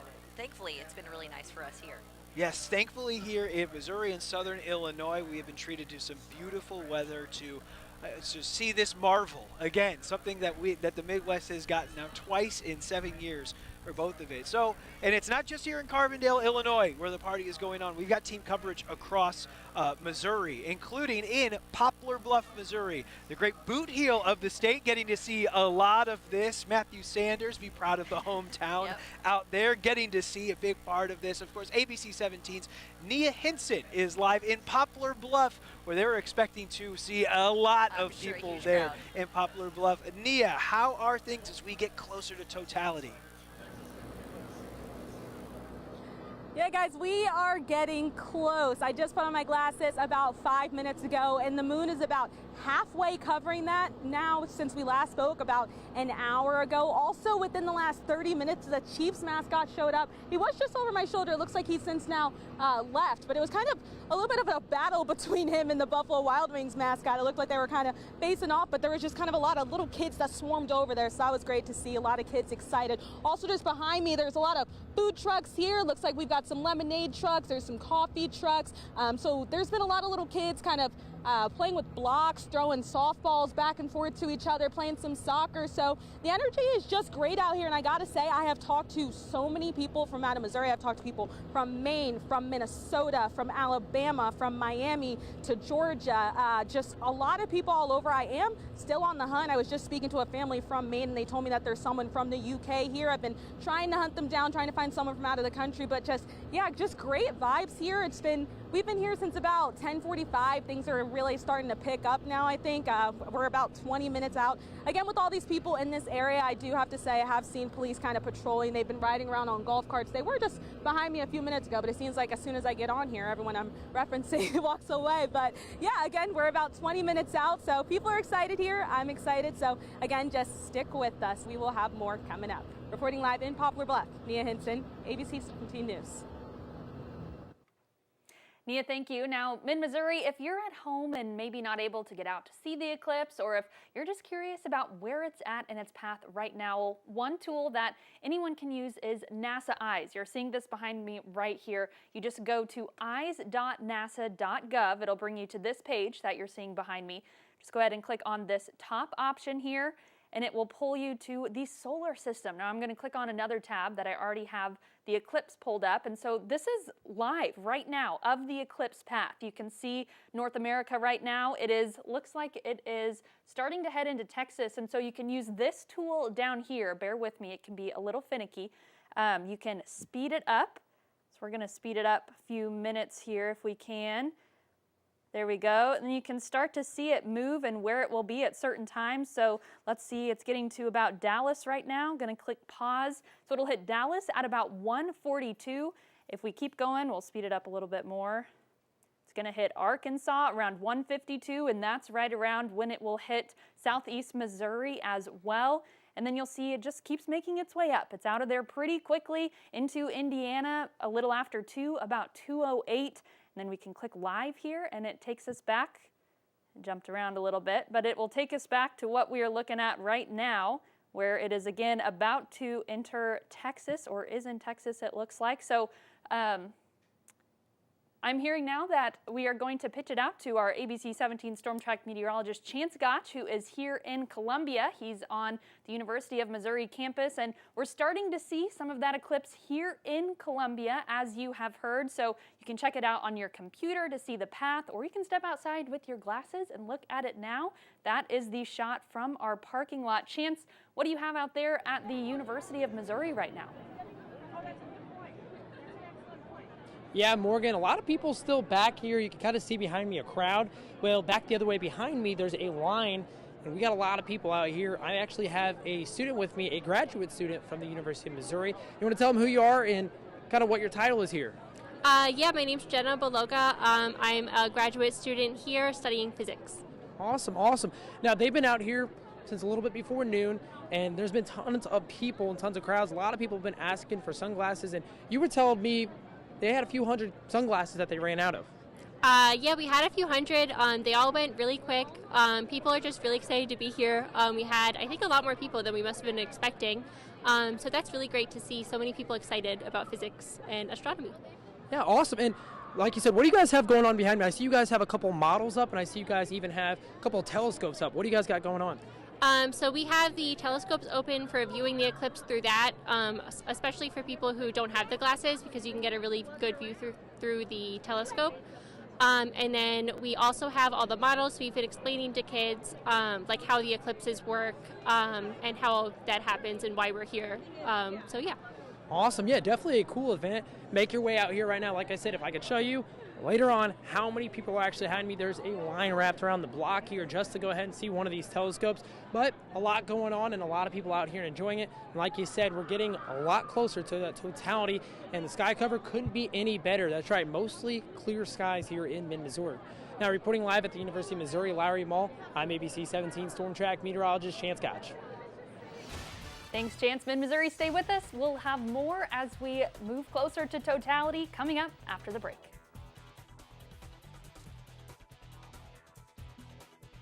Get the most out of your day. With ABC 17 News this morning. We'll catch you up on the big stories and what's happening right now. All while getting your family out the door with ABC 17 Storm Track weather on the 7s. ABC 17 News this morning. Weekdays at 5 on KMIZ. Attention to anyone with pain or numbness in your feet. You may have peripheral neuropathy, which affects millions of Americans. But don't worry, Renova Medical Center have new breakthrough treatment options that actually work. Our treatment options require no surgery, no medications, and have helped thousands of people. Best of all, it's covered by most major insurances, including Medicare. Call Renova Medical Center for a free consultation and get back on that path to a pain-free life. It's chili time. Join us Saturday, April 20th for the 18th annual MFA Oil Rootin' Tootin' Chili Cook-Off from 2 to 6 p.m. at the Holiday Inn Expo Center. Thanks to JES Holdings, the Chili Cook-Off benefits the Boys and Girls Clubs of Columbia. Come enjoy delicious chili and listen to live music to help Como kids reach their full potential. Advance tickets are $20 and kids 12 and under get in for free. Reserve yours now at bgc-columbia.org. What's up, guys? What I'm about to show you is going to change the way you shave your head forever. You can shave your head in 90 seconds or less with no cuts or nicks. Introducing Remington's new and improved Balder Boss. With increased flex and 5 dual-track floating head design, get over 60% more head coverage for a faster, closer shave and skin-close results. And only through this exclusive TV offer, now you can try it in your home for 30 days for just $14.99. Balder Boss is the fast, easy, safe way to shave your head, wet or dry, in 90 seconds or less, without nicks or cuts. No nicks, no scrapes, fit in the palm of my hand, and the results were amazing. The 360-degree pivoting neck contours closely around your head curves for maximum contact, anytime, anywhere, in 90 seconds or less. With exclusive Wet Tech technology, shave in the shower, or with any foam or gel. Japanese-grade steel blades and turbo power plow through the thickest of hair, yet gentle enough it won't irritate skin. With pure lithium power that lasts up to an incredible 60 minutes. That's like 1 full month of use without a recharge. Then easily rinses clean. There's even a pop-up trimmer to complete your perfect groom. Now, you can try the Remington Balder Boss in your home for 30 days for just $14.99. But wait, order now, and we'll ship it to you absolutely free. You can also get our ear, nose, and brow trimmer for the ultimate groom. Free. Just pay separate processing and handling. Every Balder Boss comes with a 5-year limited warranty where durability is guaranteed. Plus a 100% satisfaction guarantee. If you don't absolutely love it, send it back, but keep the trimmer as our gift just for trying. I got a clean, nice, smooth shave in under 90 seconds. No nicks, no cuts. So order now.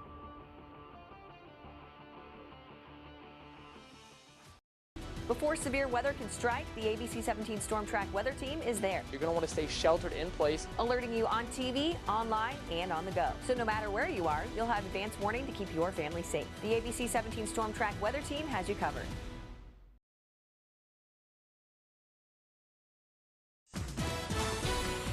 From mid-Missouri to Poplar Bluff and Carbondale, Illinois, you're watching the ABC 17 News special, Eclipse 2024.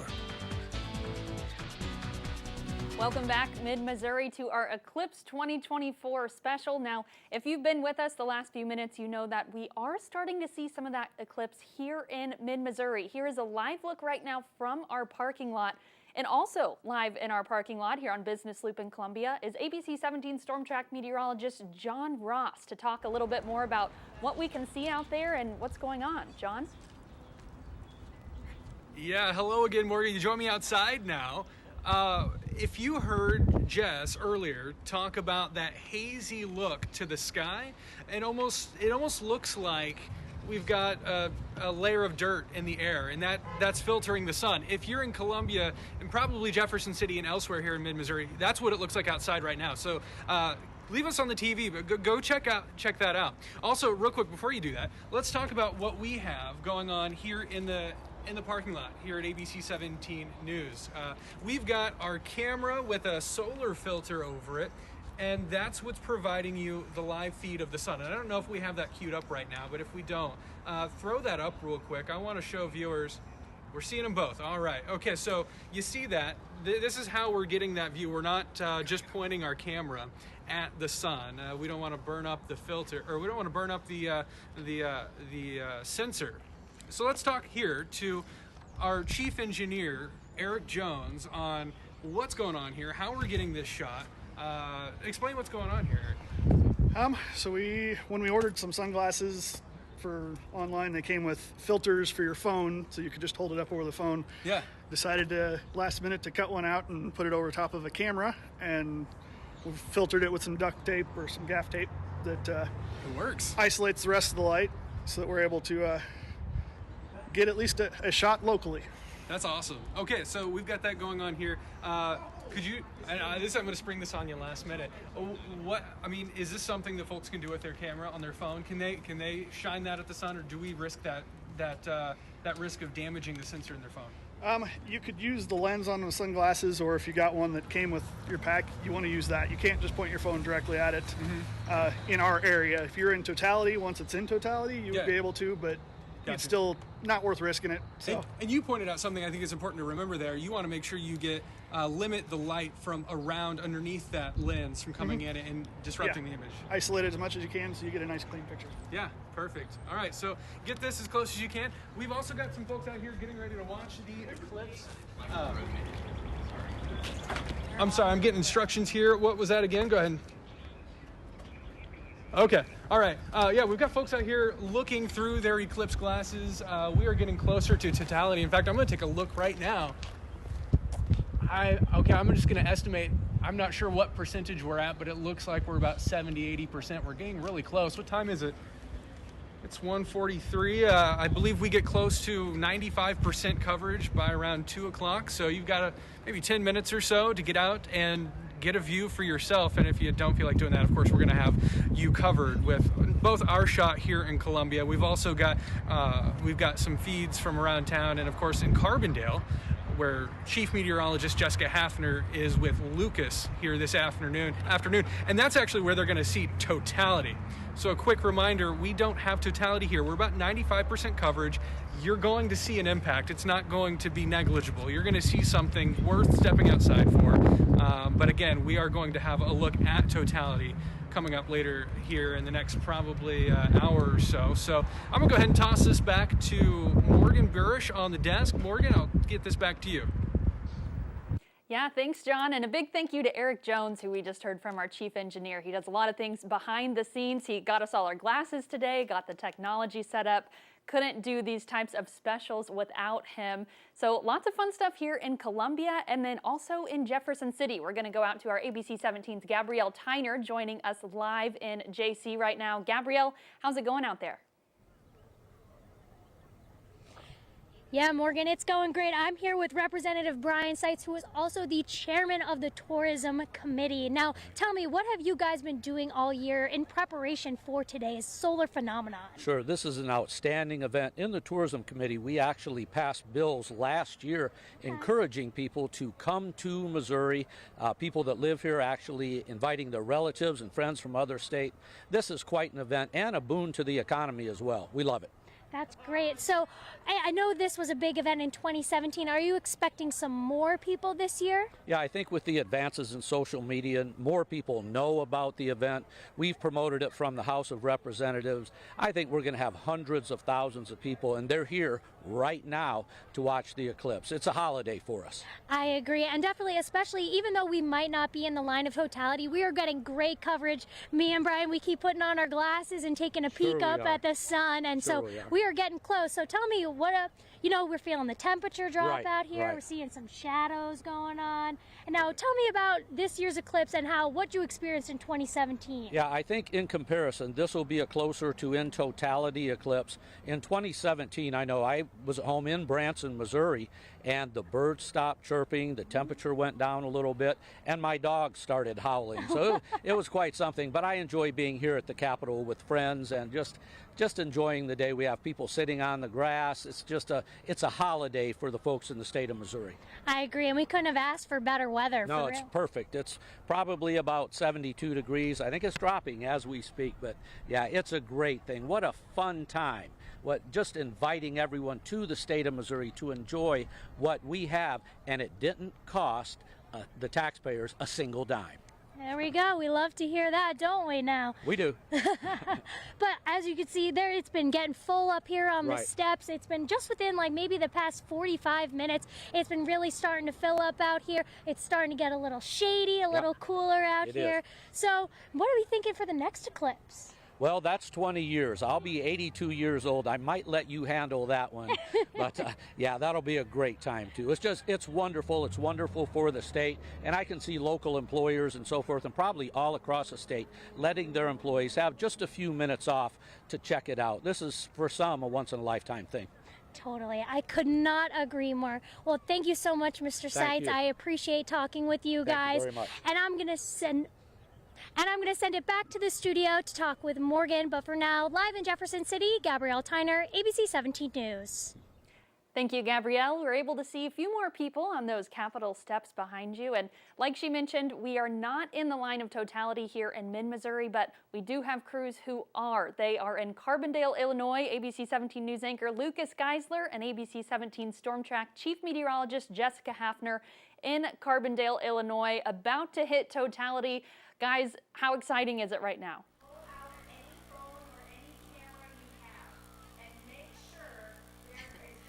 I'm pretty excited. Yeah, like, I was just telling you, it feels like Santa's about to come. It's like Christmas time. This is so cool. Absolutely. It's beginning to like just get that feel around here. You spotted it much earlier. That almost like a filter out here. Like it's not necessarily a haze over here, but like it's noticeably like darker feeling around here. And then you look up and it's a clear sky. So like, what is it? It's a little eerie. The moon getting in front of the sun right now. So, I mean, it really is sort of a magnificent experience, like just to be out and be a part of it. We've already started feeling the effects here. It's starting to get cooler already. The breeze feels really nice. Those winds are picking up, and that's just because the temperature's kind of rapidly changing in this short amount of time. So we're even going to see more of a drop as those clouds or the sky goes dark here in about 10 minutes. There are a lot of people from a lot of different parts of the country going here. I just talked to two gentlemen from North Carolina. They're standing right in front of us here, I guess. Ashley and Jordan Porter from the Asheville area of North Carolina said they came here in 2017. So that's why it was easy to come back knowing that there's here 4 minutes of totality, some of the longest amount that you're going to get in the entire country to see this total solar eclipse right now. So, I mean, this is an absolute tourism opportunity for the areas around here. Hopefully they're seizing upon that moment because there are people from all over trying to see this event. Like you're talking in Colombia in 2017, I know they had people from Australia, Japan, Norway coming out to the United States and specifically the Midwest just to enjoy how long we are going to get to see this total solar. Now, there are storm chasers and there's also eclipse chasers. I was talking to one of the scientists earlier and she was saying, once you see one, you got to see all of them. That's how she feels. So that's what until in a lot of her research. But just a large amount of people here. Of course, this is something on a beautiful day like this, if you're nearby, grab your glasses, go check it out. You're not going to see this unless you're in the path, and about 21 years is the next total solar eclipse. So we've got about 10 minutes here in Carbondale, and we're going to see this spectacular show that the sun and the moon are going to be putting on for us. Yes, so people in Texas, Oklahoma, Arkansas, right now going through the same thing that we're seeing in the Midwest, a much greater amount right now. I know they said about 1:40 Central is when it's supposed to go through Dallas, so that is when that's what they have seen that right now. But in here, just before we see it, Poplar Bluff, Missouri, the boot heel of Missouri is going to see this very, very soon now. ABC 17's Nia Henson is live in Poplar Bluff, where that excitement, if you can feel it here, I'm sure you can feel it in the boot heel. Nia, how are things over there?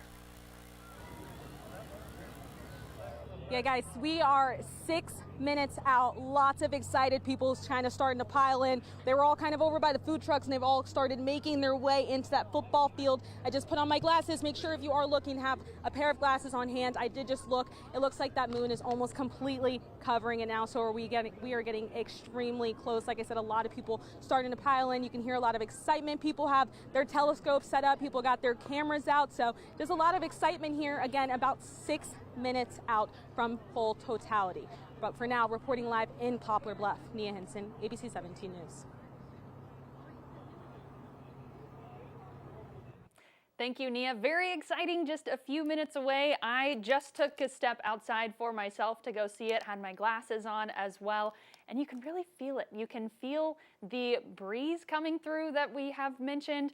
You can see the haze that I also know we have been speaking of, and this is, again, the live look from our parking lot right now. So it is, the sun is almost completely covered. It's just a few minutes until it will get dark in Carbondale.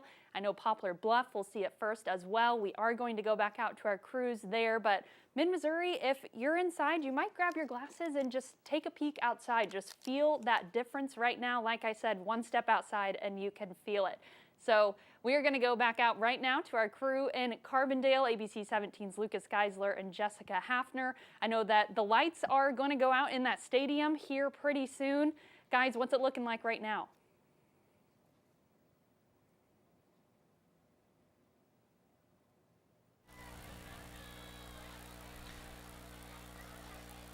Yeah. We've got a few minutes left, and people are just starting to get up from their seats, get their glasses out. They just gave us a 2-minute warning on the lights. So all of the media lights are going out, and everyone's just getting in place, it seems like. Yeah, it feels like everyone's kind of like nervous right now bit. for like, where am I in the right spot? Do I have all of the things ready for it right now? A lot of people in the crowd looking up at the sun right now. They got their glasses on. You should have your glasses on right now too if you're going out there.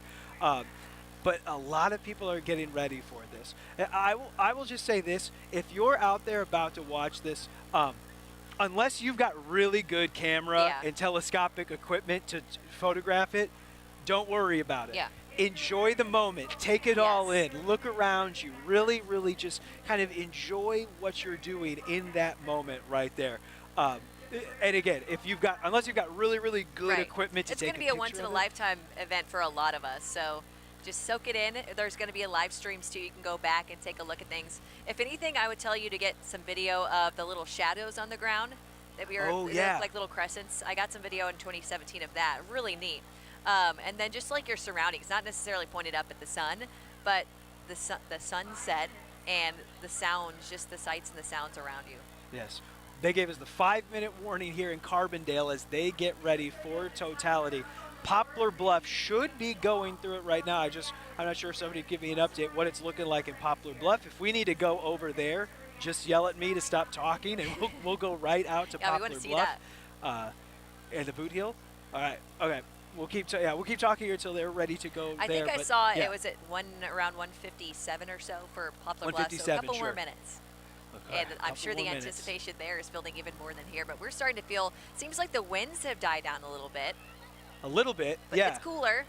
Yeah, I can definitely tell it's cooler. Actually, I'll pull up the ABC 17 Storm Track the weather app just right to see now, where we're at right now. Just but to see what it is. At 71 in Columbia. A lot of people now sort of on their feet doing this. All right, so I'm told we're going to go out to Poplar Bluff, Missouri right now, where ABC 17's Nia Henson is live. As Nia, totality's coming.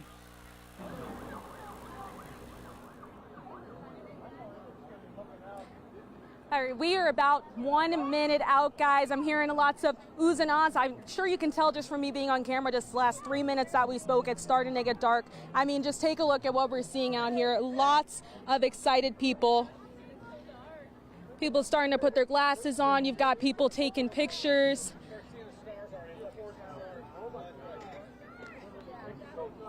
You can kind of see that guy over there with his family. They're talking about seeing stars. You can really see, wow, just within the last 10 seconds, it's getting darker here already.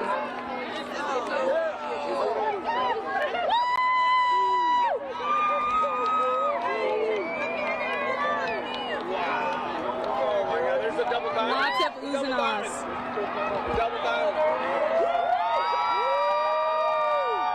Wow.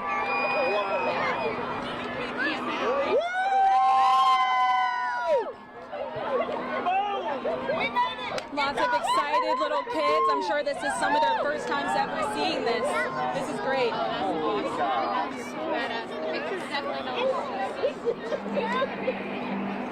And we've got about 4 minutes and 8 seconds worth of this darkness that we're looking ahead to. If we can pan over there, we've got some families kind of taking pictures over there by the Eclipse glasses they've got set up. Look how dark it is. Okay, let's see. Hearing a lot of, look how dark it is. I mean, people are just kind of amazed at this.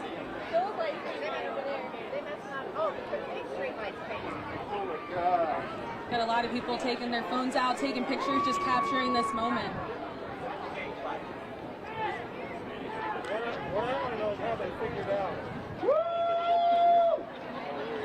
We can pan over to this guy over here to the right. He looks like he's definitely enjoying himself over here.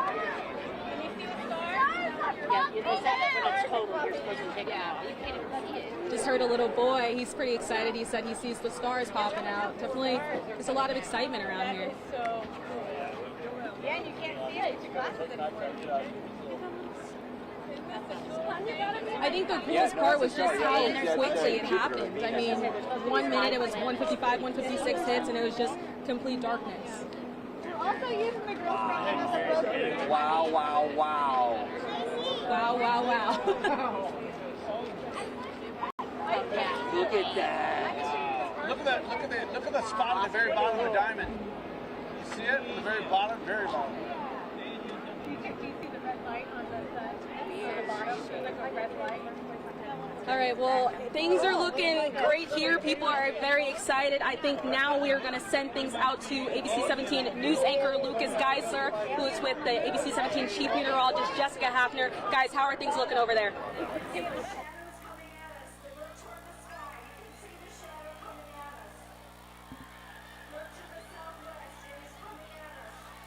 Well, it's getting dark. It's happening here. We are 1 minute away as that eclipse happens. Ladies and gentlemen, enjoy the sights and sounds of Eclipse 2024 here in Carbondale.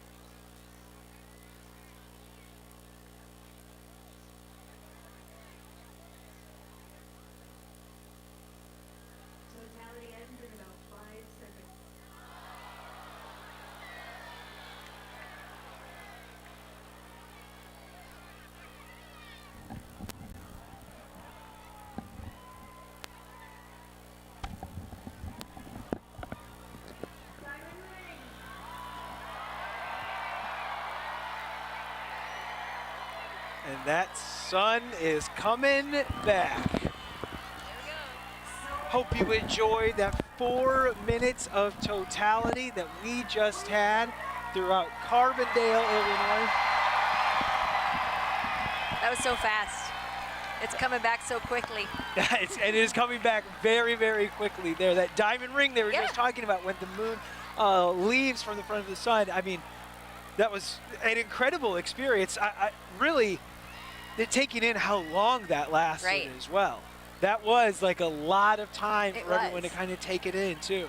Just got to sit there and just enjoy the breeze, really just look at everyone, seeing everyone just, there's a little baby over there. That was really neat. Oh, sure. So obviously the baby won't remember, but what a cool memory for the parents too. A very, a very cool thing that you can say that you were a part of here as well. A lot of people, you know, it was definitely, I still am taken aback by how quickly that darkness just bright takes it's getting over the whole place. I mean, you can feel it, as you were saying, for 30 minutes we kind of watched it get slightly darker and darker, but the moment it hits totality, I mean, you know it for sure because that darkness takes over everything around here. And already starting to feel the winds coming back a little bit. Still cool. It felt like a cool spring night. It was nice.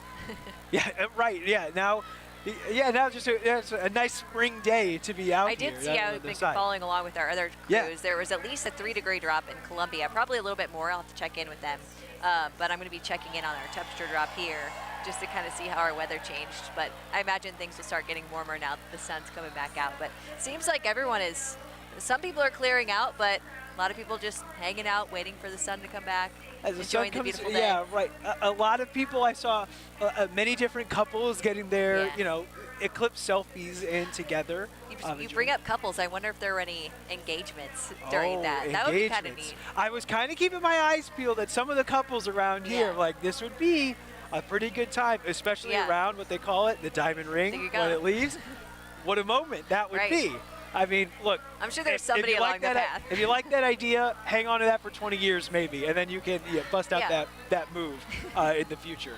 But yeah, now just some people leaving. I see some people maybe just hanging out, maybe waiting for the crowd, waiting for the first rush of people to get out of here first. But I mean, just enjoying that eclipse. Again, it really is a stark difference when you think of like the difference between 2 minutes and 4 minutes. Right.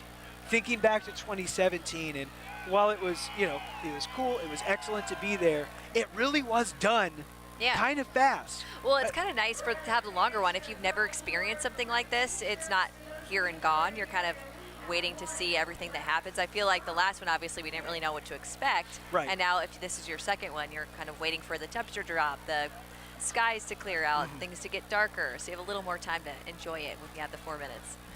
Definitely an enjoyable time here. I am curious. Let's hear what it was like back in Columbia. ABC 17's Morgan Burrish and meteorologist John Ross back in the studio in Columbia. Well, we had a good time out here, Morgan and John. Definitely did. How are things back in the studio?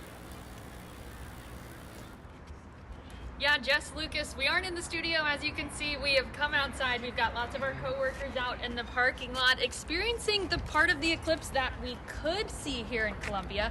Didn't get quite as dark and exciting as it was on your end, but John, still some interesting things to see. Yeah, certainly. Peak totality was around 157. So now here at 207, we're moving out of that. Still, you can tell something's off, right? The sky's a little, it feels like there's that haze in the sky when you talk about the light that's coming down, but of course we're seeing more and more of a return to normal with that. It got cool. You felt a little bit of a breeze here and there, kind of like what Jess was mentioning.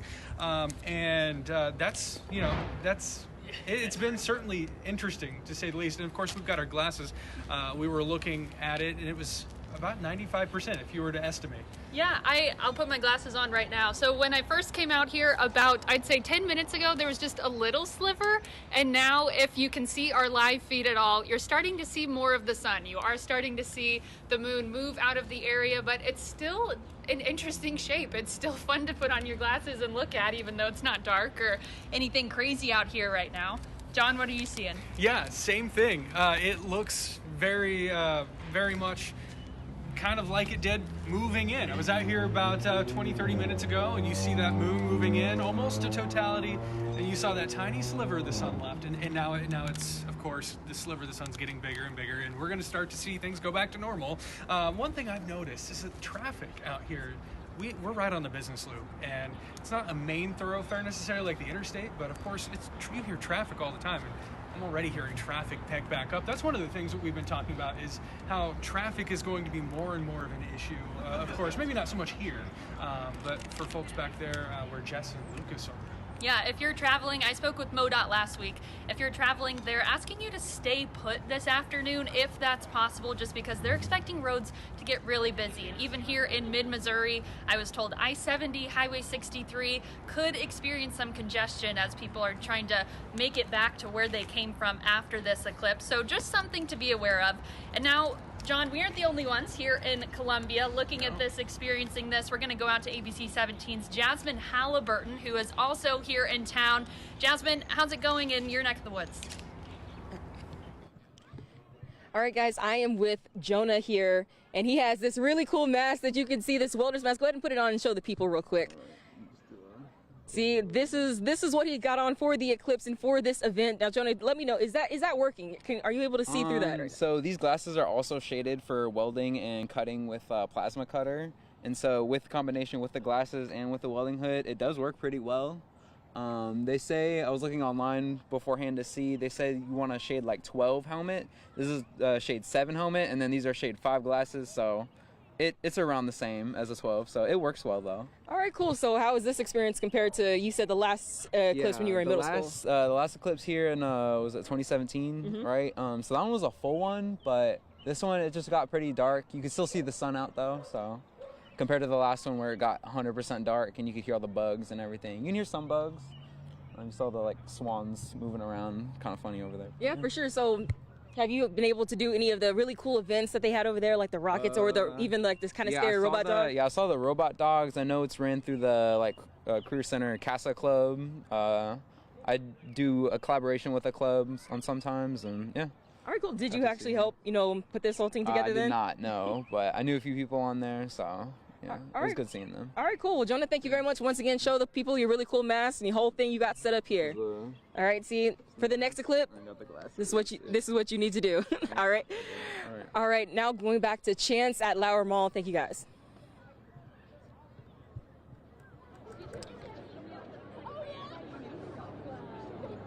Yeah, so I'm out here currently right now at the University of Missouri, currently at Lowry Mall, and behind me, you can see just right there is a short line.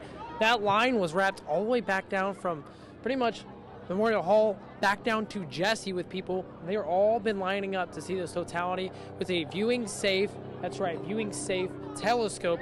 And this has been all hosted by University of Missouri and their University of Physics and Astronomy department. Now, kind of want to talk about what I've been tracking here in Columbia. One thing that was really cool to see is I've been watching the temperatures here at the University of Missouri's campus, and we saw a 3.1 degree temperature drop just alone here in Columbia from 1 p.m. until this point. So we did have a pretty good little breeze too, like John Ross was saying earlier, that kind of coursed back through the region. A lot of people starting to clear out, but I mean, looking back down towards Lowry Mall, towards Jesse Hall, there's still a decent amount of people. A lot of people have been taking photos from this event. Some people I heard actually question a little bit, hoping that they'd see a little bit more darkness, but remember, you have to go down to the southeast. Sky conditions still looking mostly clear across much of mid-Missouri, so a beautiful viewing debut to be out here if you've had the chance. Talked to a lot of students earlier today too. They were telling me they were very excited for this event. They've been out here between about 11 to noon waiting for this, but a lot going on here. They even have demonstrations behind me still going on hosted by the grad students here at the University of Missouri Physics and Astronomy Department. Now, definitely been a very cool event. I had a couple other students with me here earlier. They were telling me this is their second time seeing the event. That's right. Back in 2017, they were able to see that first total eclipse that we've seen in quite some time. And they said that they're going to be willing to travel for 2044, wherever that path may be. But now it's starting to feel a little bit of a warmer breeze starting to take back in mind. We're still seeing winds a little bit more out of the southwest here on campus. So going from a cooler breeze back to a warmer breeze, and all this has been spurred by the total eclipse that we've been tracking. But definitely noticing a lot of people out here starting to kind of move back. A lot of people even told me they had classes at 2 o'clock. A lot of them said that they were actually excited just to go ahead and skip class for the first time in quite some time. Kind of a little funny event, but other people told me that they had advisor meetings that were canceled ahead of time for this event. Now, we're going to go ahead and take a live look with Gabrielle Tyner back down in Jefferson City. What do you got going down there right now? Do not move the camera. Hello, everybody. Hello. We are back in Jefferson City coming at you live. So as quickly as this eclipse came in and out, so did the crowd. I mean, we've got a few stragglers hanging around, but most people just kind of went about their day. It's a beautiful day out here. We definitely felt that temperature drop when the sun came into the view of totality, and it got slightly dark. Now, not like complete pitch black darkness dark, more like dusk kind of dark. So that was super cool to experience, and we saw everyone with their eclipse glasses, just a whole lot of oohs and ahs. It was very cool over here. Oh, we got the bells going just now. But so now people are mostly just going about their day, it seems. We were talking to a few people afterwards, and they were like, oh yeah, this was great. But a lot of people were comparing it to 2017 when this area was in full totality, but they were still just as pleased as they were back in 2017 as they were today, with today's 95.8 or 7% coverage here. And it did get future dark, but now people are still out and about enjoying the day and all of that. And so, but it was definitely not as big of a crowd as we're seeing in Carbondale right now. So I'm going to send things over to our team out there. But now, reporting live in Jefferson City, Gabrielle Tyner, ABC 17 News.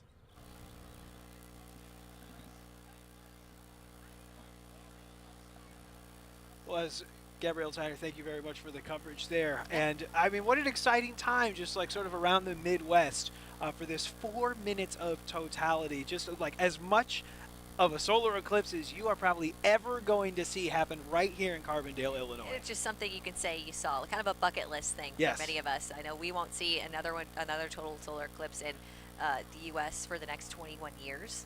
So it's going to be a while to the next one, and the next one's not crossing anywhere in our vicinity. So if you saw it today, you really got to see an amazing sight. Yes, start planning your road Yeah. trips if you're trying to get to Get the those next hotels one. early. Yeah, in the 2040s. Maybe they're booking out that early. Maybe. We'll see. But in any case, Jessica, this was a phenomenal experience here at SIU. They really had the place set up. Letting the crowds know where they were going to be able to see totality the best throughout the stadium. I thought that was a really, just from as far as throwing the event goes, a good move for the crowd to be there. Where if you were in a certain part of the stadium and maybe you couldn't see it as well, Right. if you're we're facing the side of the stadium where you would have to turn around to see it. So yeah, you're exactly right. Yeah, that they accommodated a lot of that. Still quite a few people in the stands right now. I know they got a few things going on after. Right, I know they were having some science-related STEAM activities until like 5 Sure. o'clock. They're kind of urging people to give it a little bit of time before let the first wave of traffic go through, maybe hang out in town a little bit before everyone heads home, and then see how the traffic situation is. Right, yeah, exactly. Yeah, not a bad idea to try to sit out the traffic as everyone leaves, but I mean definitely probably a big moment for those fields of study as well. Right. For those STEAM fields of study. That, I mean, if an event like this doesn't get you inspired or what, like maybe if you just want to know more about what's going on with any of it, boy, I don't know anything ever will.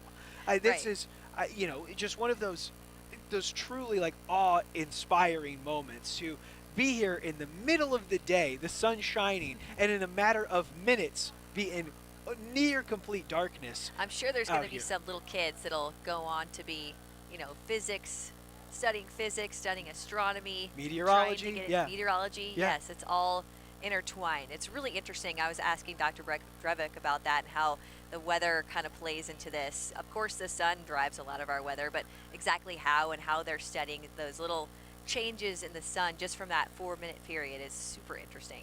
Yes, super interesting, and lots of really cool things. I mean, those tiny little like motes of light around the corona of the this, those prominences that we heard about before.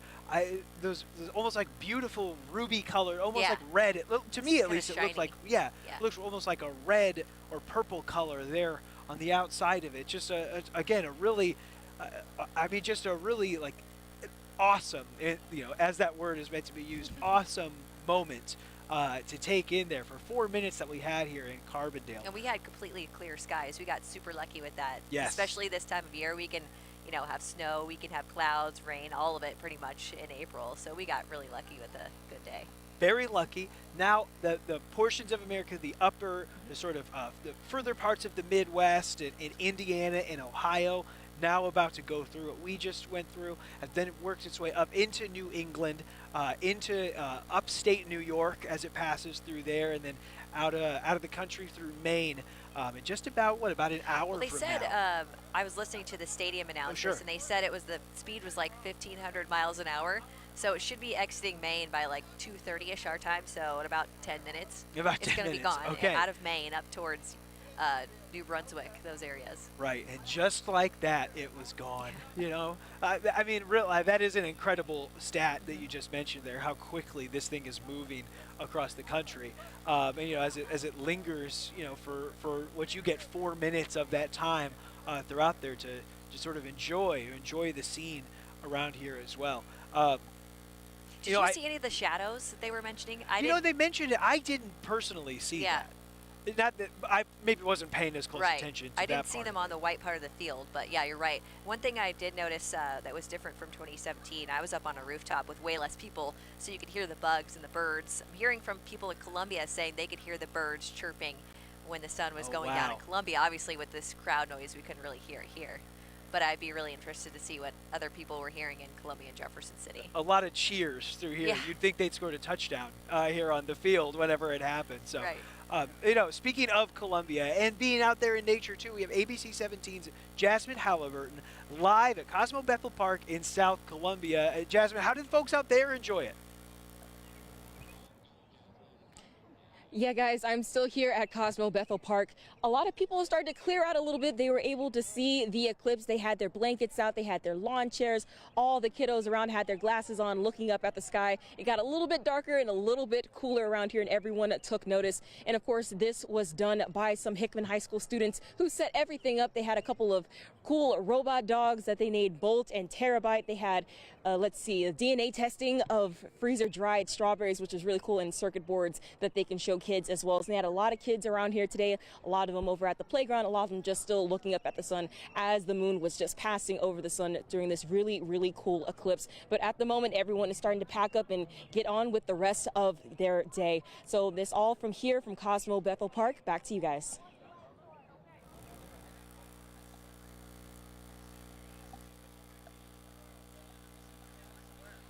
Hi, Jasmine. Thank you. I mean, what a cool day, too, if you're off school. Getting to go out and enjoy. I know they didn't have class here at SIU, of course. How could you do that with everyone here? Yeah, sure. What a great An extra day to be on 30,000 people come to school with you for one day. Yeah, maybe call classes for the day at that. So, amazing time in Carbondale so far as all of this happens. I think just on the other side of the field, if I'm not mistaken, I think that the governor of Illinois is here as well. He's supposed to be doing an availability here soon after the totality. He was going to talk from here. Probably, again, a huge day. Yeah. If in any way, shape, or form you represent the state of Illinois, this is maybe one of your biggest days that you can you can find, right? Yes. As a way to, tons of people are coming to your state, especially the southern part of the state. We don't really hear too much about the southern part of the state.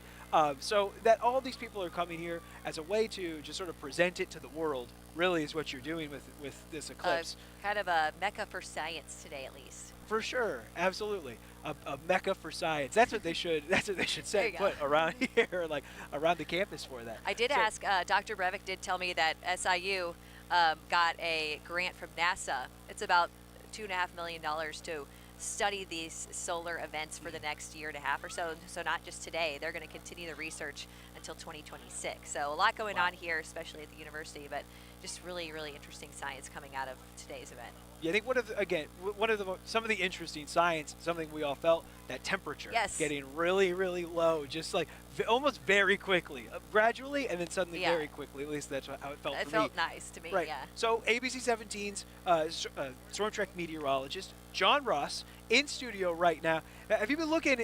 Am I wrong? Does my feeling appropriately describe what you and the science are seeing as far as the temperature goes?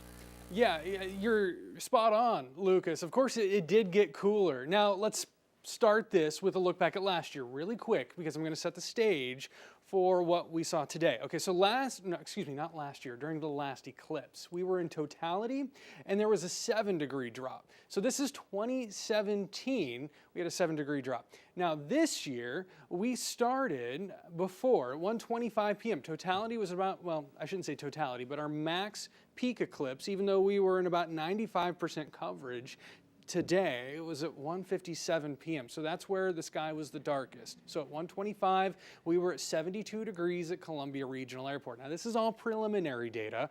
It hasn't become official yet, but we did see at 2:05 66 degrees recorded. So that's a 6-degree drop. Check my math there, but that's only a degree off from what we saw in 2017. And again, this is all preliminary. We'll have to have them go through and verify all the data before it becomes official. But still, even at 95% coverage, we saw a decent temperature drop there of about 6 degrees as opposed to 7 degrees back in 2017. So yeah, if you were out and you felt that cool down, you weren't the only one. We actually did get a cool down. Now this is our visible satellite. What it shows you is, again, the sunlight reflecting off the clouds. Now, you'll see it get really dark there for a little while and a little hole punch in the map. This is going to loop here in just a second, and you'll see, and you just saw it, but you'll see the pattern of the eclipse going right through the path. Let's see if it can loop again. If not, I may have to go forward and come back to it. Let's do that.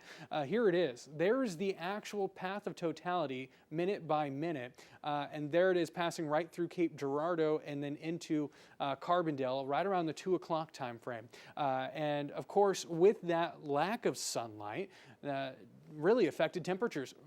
Let me show you Dallas here over the last hour. 75 there. That's the temperature right now. Now let's run that as a loop. They were 78.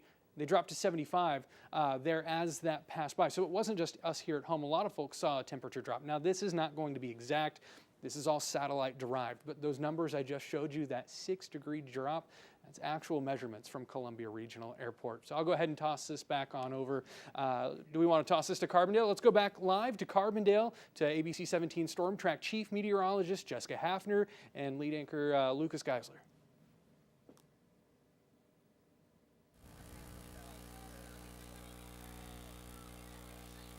All right, thank you so much, John, for looking at those temperatures. Anything that you saw? Yeah, I've been kind of trying to find some information from the National Weather Service in Paducah. No, that's fine.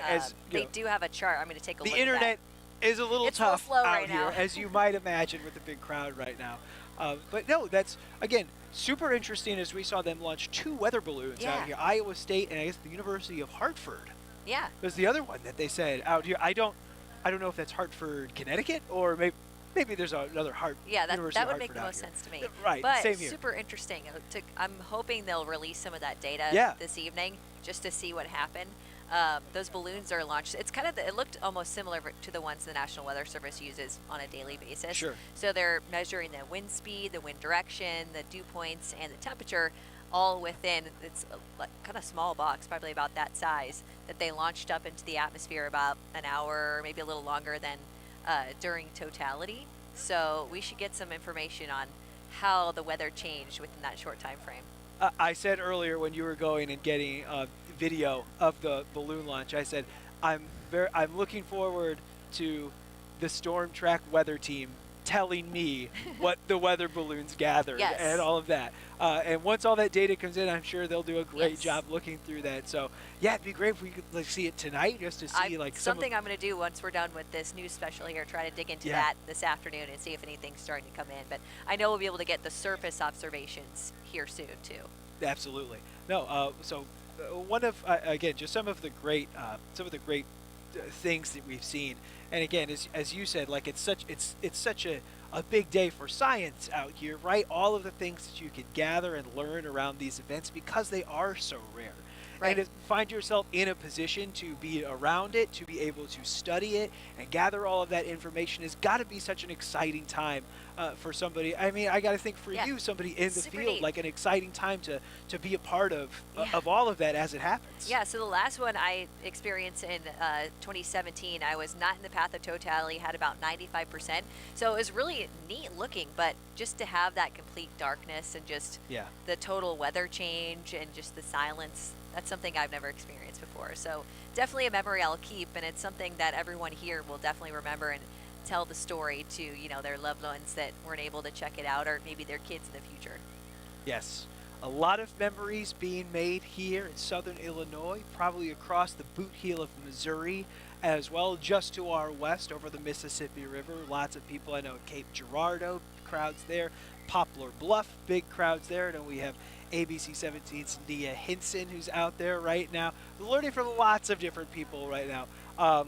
Tons of different people, from all over the country come out to this. I mean, here we've had people certainly from Chicago making their way around here. People from North Carolina as well have come out here to see it, just because of how long you get to enjoy totality out here in southern Illinois.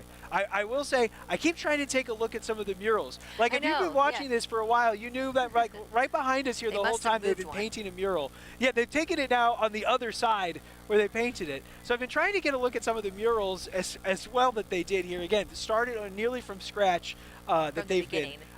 It started nearly from scratch that they've been working on to make this throughout the eclipse and totality here.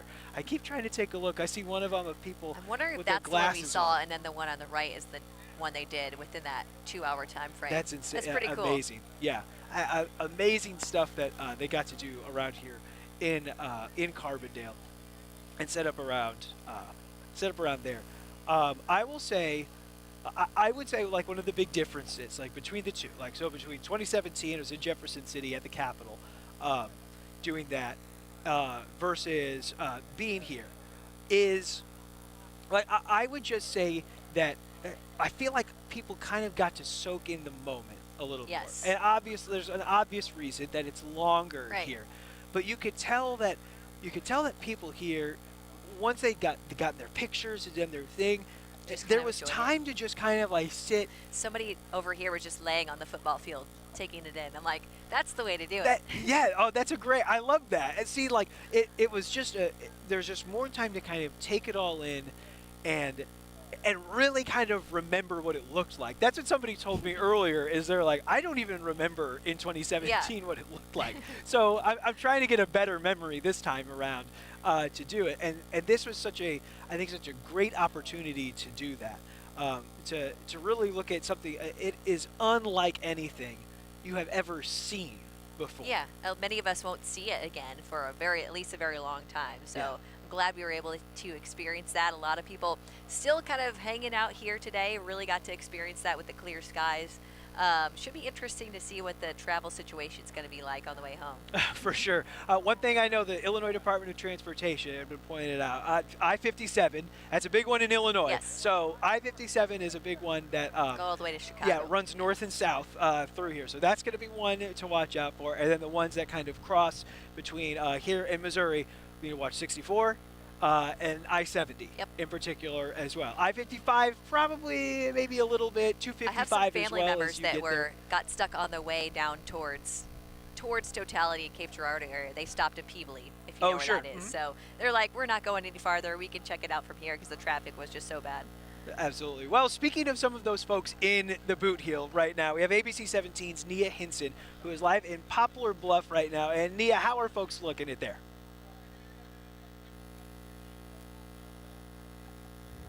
Guys, I'm here with Steve Halter, the president of the Chamber of Commerce here in Poplar Bluff. Steve, just take me through what you saw, what you heard, what this experience was like. Oh, it was just amazing. It's just great to see our community come together and to see people from all over the world. This is a worldwide event right here in Poplar Bluff. We had 19 different countries represented that we know of here, probably in the community even more. And then we had all 50 states represented just here at this stadium. We probably had 4,000 people here and probably about 40,000 people in Poplar Bluff, on top of the people who already live here. So it was incredible. And to see the families and see everybody in such great spirits, and just to get to show everybody in the world our part of the country and our part of the world was amazing. Did you get to talk to anyone from another country? I was kind of on the hunt for them. I got my picture made with people from Italy, Brazil, Germany, the UK, the list goes on, Japan. Yeah, I got my picture made with all of them. And actually my family's from Germany. I met some folks from Germany who live just right down the road from my family. So it was really cool, and I got to send pictures to my family, and yeah, it was just amazing. The experience was probably the best 4 minutes of my life during the action. I mean, it was so, everybody was in awe. Everybody was just really taken back by it. I was going to say, I feel like I heard a lot of oohs and ahs from you in particular while I was going live before. Just kind of take me through it. When we spoke on Friday, you seemed pretty excited. It seems like you were even more excited today in the actual moment. Just what was that like? Yeah, I just sat back in my chair and let all that hard work say, you know what, we put a lot into it, but now we get to experience it. And I took as much of that 4 minutes and just took it all in. It was incredible, yeah. Something for me that I thought was probably the strangest was the kind of feeling. It just got cool all of a sudden. There was just a different feeling in the air. Did you feel any of that? Yeah, I felt it. And then right when it was kind of phasing out and you saw that double diamond effect at the bottom of the sun and the moon, it was surreal. It was just incredible, yeah. I felt it. We were feeling it early on before it even went into totality. We're like, you guys feel this? Like it's getting dark, it's getting cooler. It was just really amazing. I was there in totality for 2017, and it was incredible as well. But this just blew it away. Blew it away. How did this turnout kind of compare to 2017's? So we weren't in totality here, but the place I went to in totality in 2017, we had way more people than they did. I mean, 100 times more people than they did. And this was a community that, and I'm not going to mention that community, but they did a lot of planning, and they had a lot of people there, but nothing like what we had here. Absolutely. Well, thank you so much, Steve. Thank you. Appreciate Thank you, guys. Yep, absolutely. I'm going to send it back to you guys in the studio. All right, stand by. All right, well, thank you so much, Nia, for your coverage there in Poplar Bluff, Missouri. I am joined here by Daniel Thomas. Yes, hello. Deputy Director of the Illinois Department of Tourism, Office of Tourism, excuse me. So, but thank you so much for your time. Oh my gosh, wonderful to be here. Yeah, I really appreciate it here. So thank you for welcoming us to Illinois, some folks from mid-Missouri, here in southern Illinois to enjoy the eclipse. And just let's get your first impressions. What'd you think of how it all went today? Well, I experienced it in 2017, and I said before today's eclipse that it's hard to put into words. And when that darkness sets in, the temperature drops, I got that feeling of chills and awe, and it's just completely magical. It's something that you shouldn't miss in your lifetime. So very fortunate to have experienced it twice now. Absolutely. And how many people is your office or the offices that you work with expecting to be maybe not only here in Carbondale, Illinois, but kind of across the state of Illinois to enjoy the eclipse? Yeah, so we're really fortunate in Illinois because we had a much larger path of visibility, so 128 miles across the state. And of course, if you're in one of our state parks, at least 31 of them, you could get partial visibility. And of course, to be in the middle of the Saluki Stadium right here in Carbondale in totality, one of the lucky 15,000 people here in the stadium, we've seen people come across from all across the country. And of course, I actually took the express train down Amtrak from Chicago down to Carbondale a couple of days ago, and the first local that took me to my hotel, an Uber driver, said, "Oh, you're my fourth person from international countries." He was having people from Cuba, he had people from South Africa, Australia. So this is a real opportunity for us to shine a light on how beautiful this region is in southern Illinois. And what is, so now as you said, you've kind of gotten two cracks at it with this eclipse, right? I sure have. Two cracks at it to bring people into southern Illinois. I met a couple, they're right over there, from North Carolina, said they came here in 2017 and decided to come back in 2024 because of, something, I'm sure, one that's out of your control, and that's you get a lot of time in totality with with it. So that's a plus. But also, I think it speaks to probably coming to Illinois and the experience of being here. How do you, when you have something like this and you bring people in, what's the trick to get them to want to come back and enjoy the state of Illinois? Yeah, so one of the things, we've got the learnings of 2017, right? So whether you were coming in by flight, whether you were driving from another state, or whether you were maybe taking transportation by rail, we really encourage people to come out and come in a couple of days earlier and also stay later. And of course, since 2017, we've had new hotels and experiences open in the region. And of course, when you come to Southern Illinois, it's very outdoor forward, as you know. You can take a hike, you can do horseback riding, you can be on the Cache River in a canoe, as we had some people, and you're in wine country. So this is where the Shawnee National Wine Trail started at Alto Pass Vineyard. So we were out yesterday just taking a look in a lot of our Illinois-made makers businesses and seeing how they were activating with live music and entertainment. So it's really important that, not only the Celestial, the Eclipse itself, it's about changing pace and actually staying a bit longer in the region and actually taking a bit of a break and experiencing Southern Illinois in its true splendor. Yes, and you're not too far from Granite City, Illinois. I know, yes, indeed. Have to give a quick plug to the hometown, if you'll indulge me. Completely. Yeah, for a moment. But no, Daniel Thomas, I appreciate your time. Thank you so much. Oh, you're welcome. For all this. Anything that I didn't ask you about that you want to share with our audience? Well, to your point, if people have come here, whether it's the first time or maybe they're revisiting for the second time since 2017, maybe go to enjoyillinois.com and actually feature have a look at our 100 itineraries and get inspired to come back and visit us again in Illinois. We'll welcome you with open arms. Very good. Sir, thank you so much for the time. Pleasure. And I'll take the headset from you, whatever you want. And we want to now go back to mid-Missouri, if you'll indulge us. So I'm going back to mid-Missouri. We have ABC 17 meteorologist Chance Gotch at Lowry Mall on Mizzou's campus. Chance, how's things? Yeah, Luke, it's definitely been a cool sight. We're kind of back down here at Lowry Mall at the University of Missouri, and we're back to normal daily traffic. Everybody has cleared out. The only people that have not yet is going to be University of Missouri Physics and Astronomy Department. They still have their telescopes out. They've been taking a lot of images with those. Plus, they've been letting a lot of people come up and kind of see parts of the eclipse as it made its way through mid-Missouri. So not too many people left here. Temperatures have, like John Ross was talking about earlier, started to rise, so it was cooler a little bit. We felt that little bit of a cool breeze. Temperatures returning a little bit back to where we were earlier today. We saw a high of 73 degrees. That's probably going to continue to increase as we head towards the afternoon hours, but definitely it's been a great viewing and a great turnout. I mean, if you are familiar with Lowry Mall, it's going to be that red brick area between Memorial and Jesse Hall. Pretty much the whole thing was filled with people. There was a line going from pretty much Memorial Hall all the way back down to Jesse just to get in line to see this safe viewing telescope from the astronomy department here. Now, I actually talked to a few professors out here earlier today. They said that they're doing a little bit of research on this event, but mainly they were out here just enjoying such a cool event as it made its way back into portions of mid-Missouri. Got pretty dark here, not that complete totality that we saw down to the southeast, but definitely been a busy afternoon, and looks like traffic back here has returned back to normal levels. Now, reporting live, I'm ABC 17 Storm Track meteorologist on the University of Missouri campus at Lowry Mall. Back to you guys. Thank you, Chance. Now, mid-Missouri, you might remember at the early part of this show, we heard from an ABC 17 News viewer, Janice Poole. She was a lady from Boonville who had tried to plan this trip out way in advance and had some troubles in October, but still was able to find a spot. This is video from where she was today. She had told me her and her husband ended up staying in Willow Springs in southern Missouri, and this is from Big Spring, part of the Ozark National Scenic Riverways, I believe, just south of Van Buren. This is what she saw during the eclipse. Look at how dark that is. Lots of people out there too, if you can see around there. She had a good shot. I think the phone might twist here, but a good shot up at the sun and the moon there. You can just kind of see that ring. Very, very cool there. She told me that it was awesome. She actually, last week when I spoke with her, she was waiting for some new camera gear to be able to photograph this eclipse.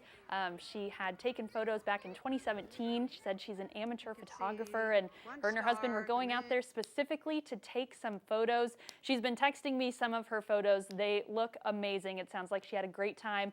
Cell service there's a little iffy. Lots of people out and about in southeast Missouri, and we're also getting videos from other news viewers as well. So just send any in. If you have any photos or videos, you can send them to news@kmiz.com.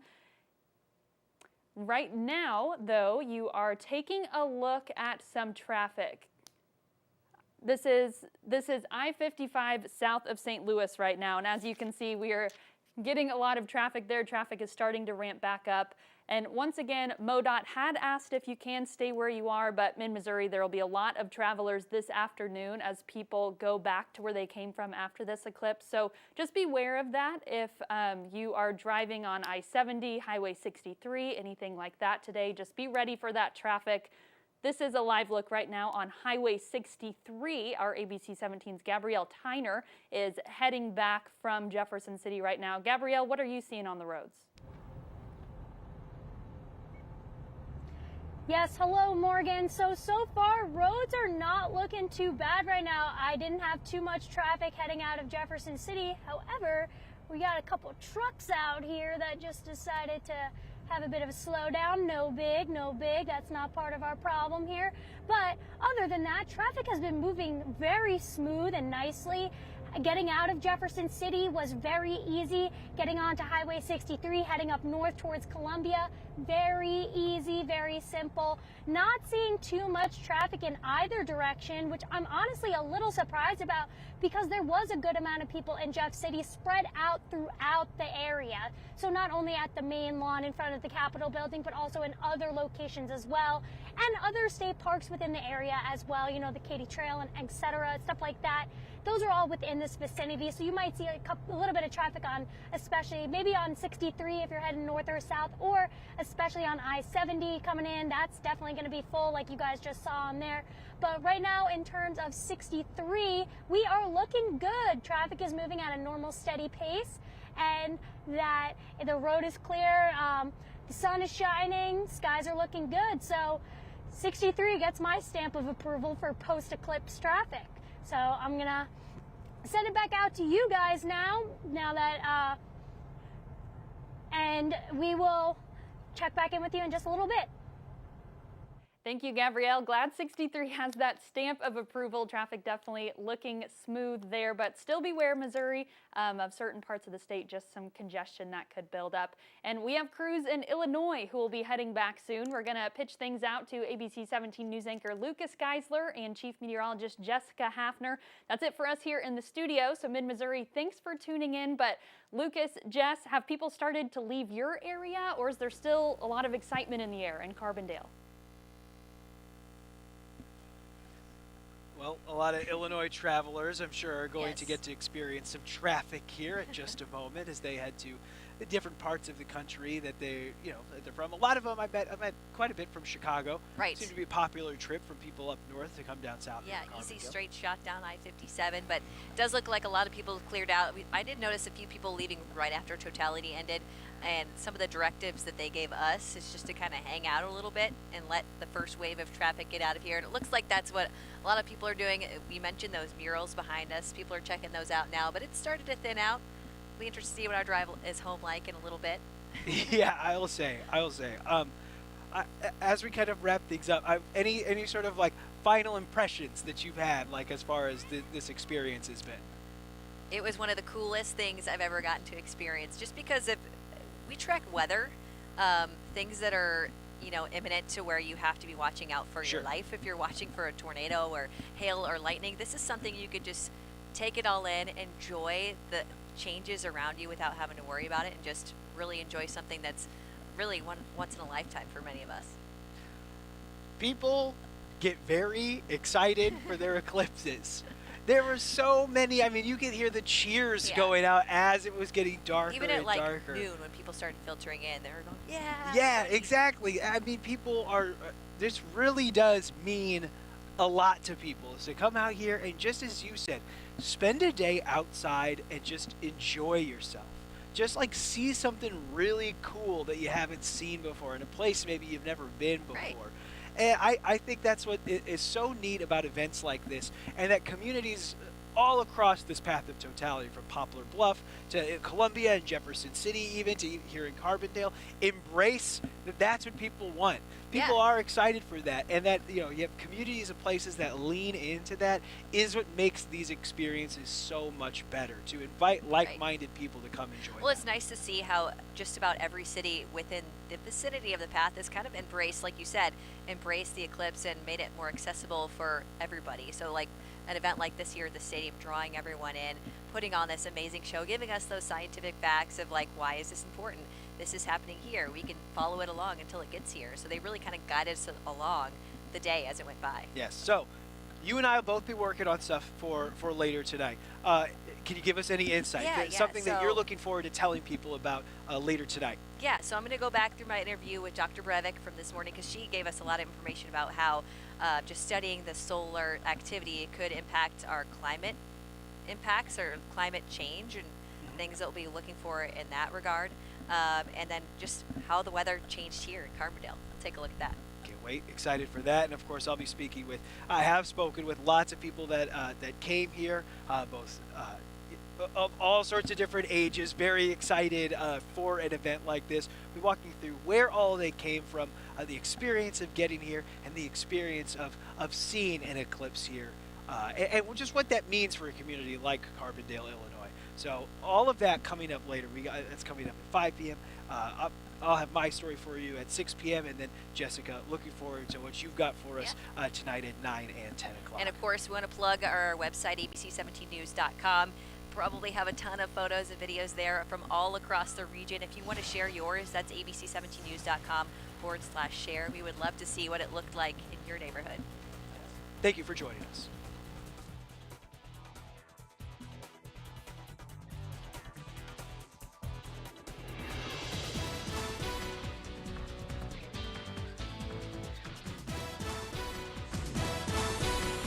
From mid-Missouri to Poplar Bluff and Carbondale, Illinois, you've been watching the ABC 17 News special Eclipse 2024.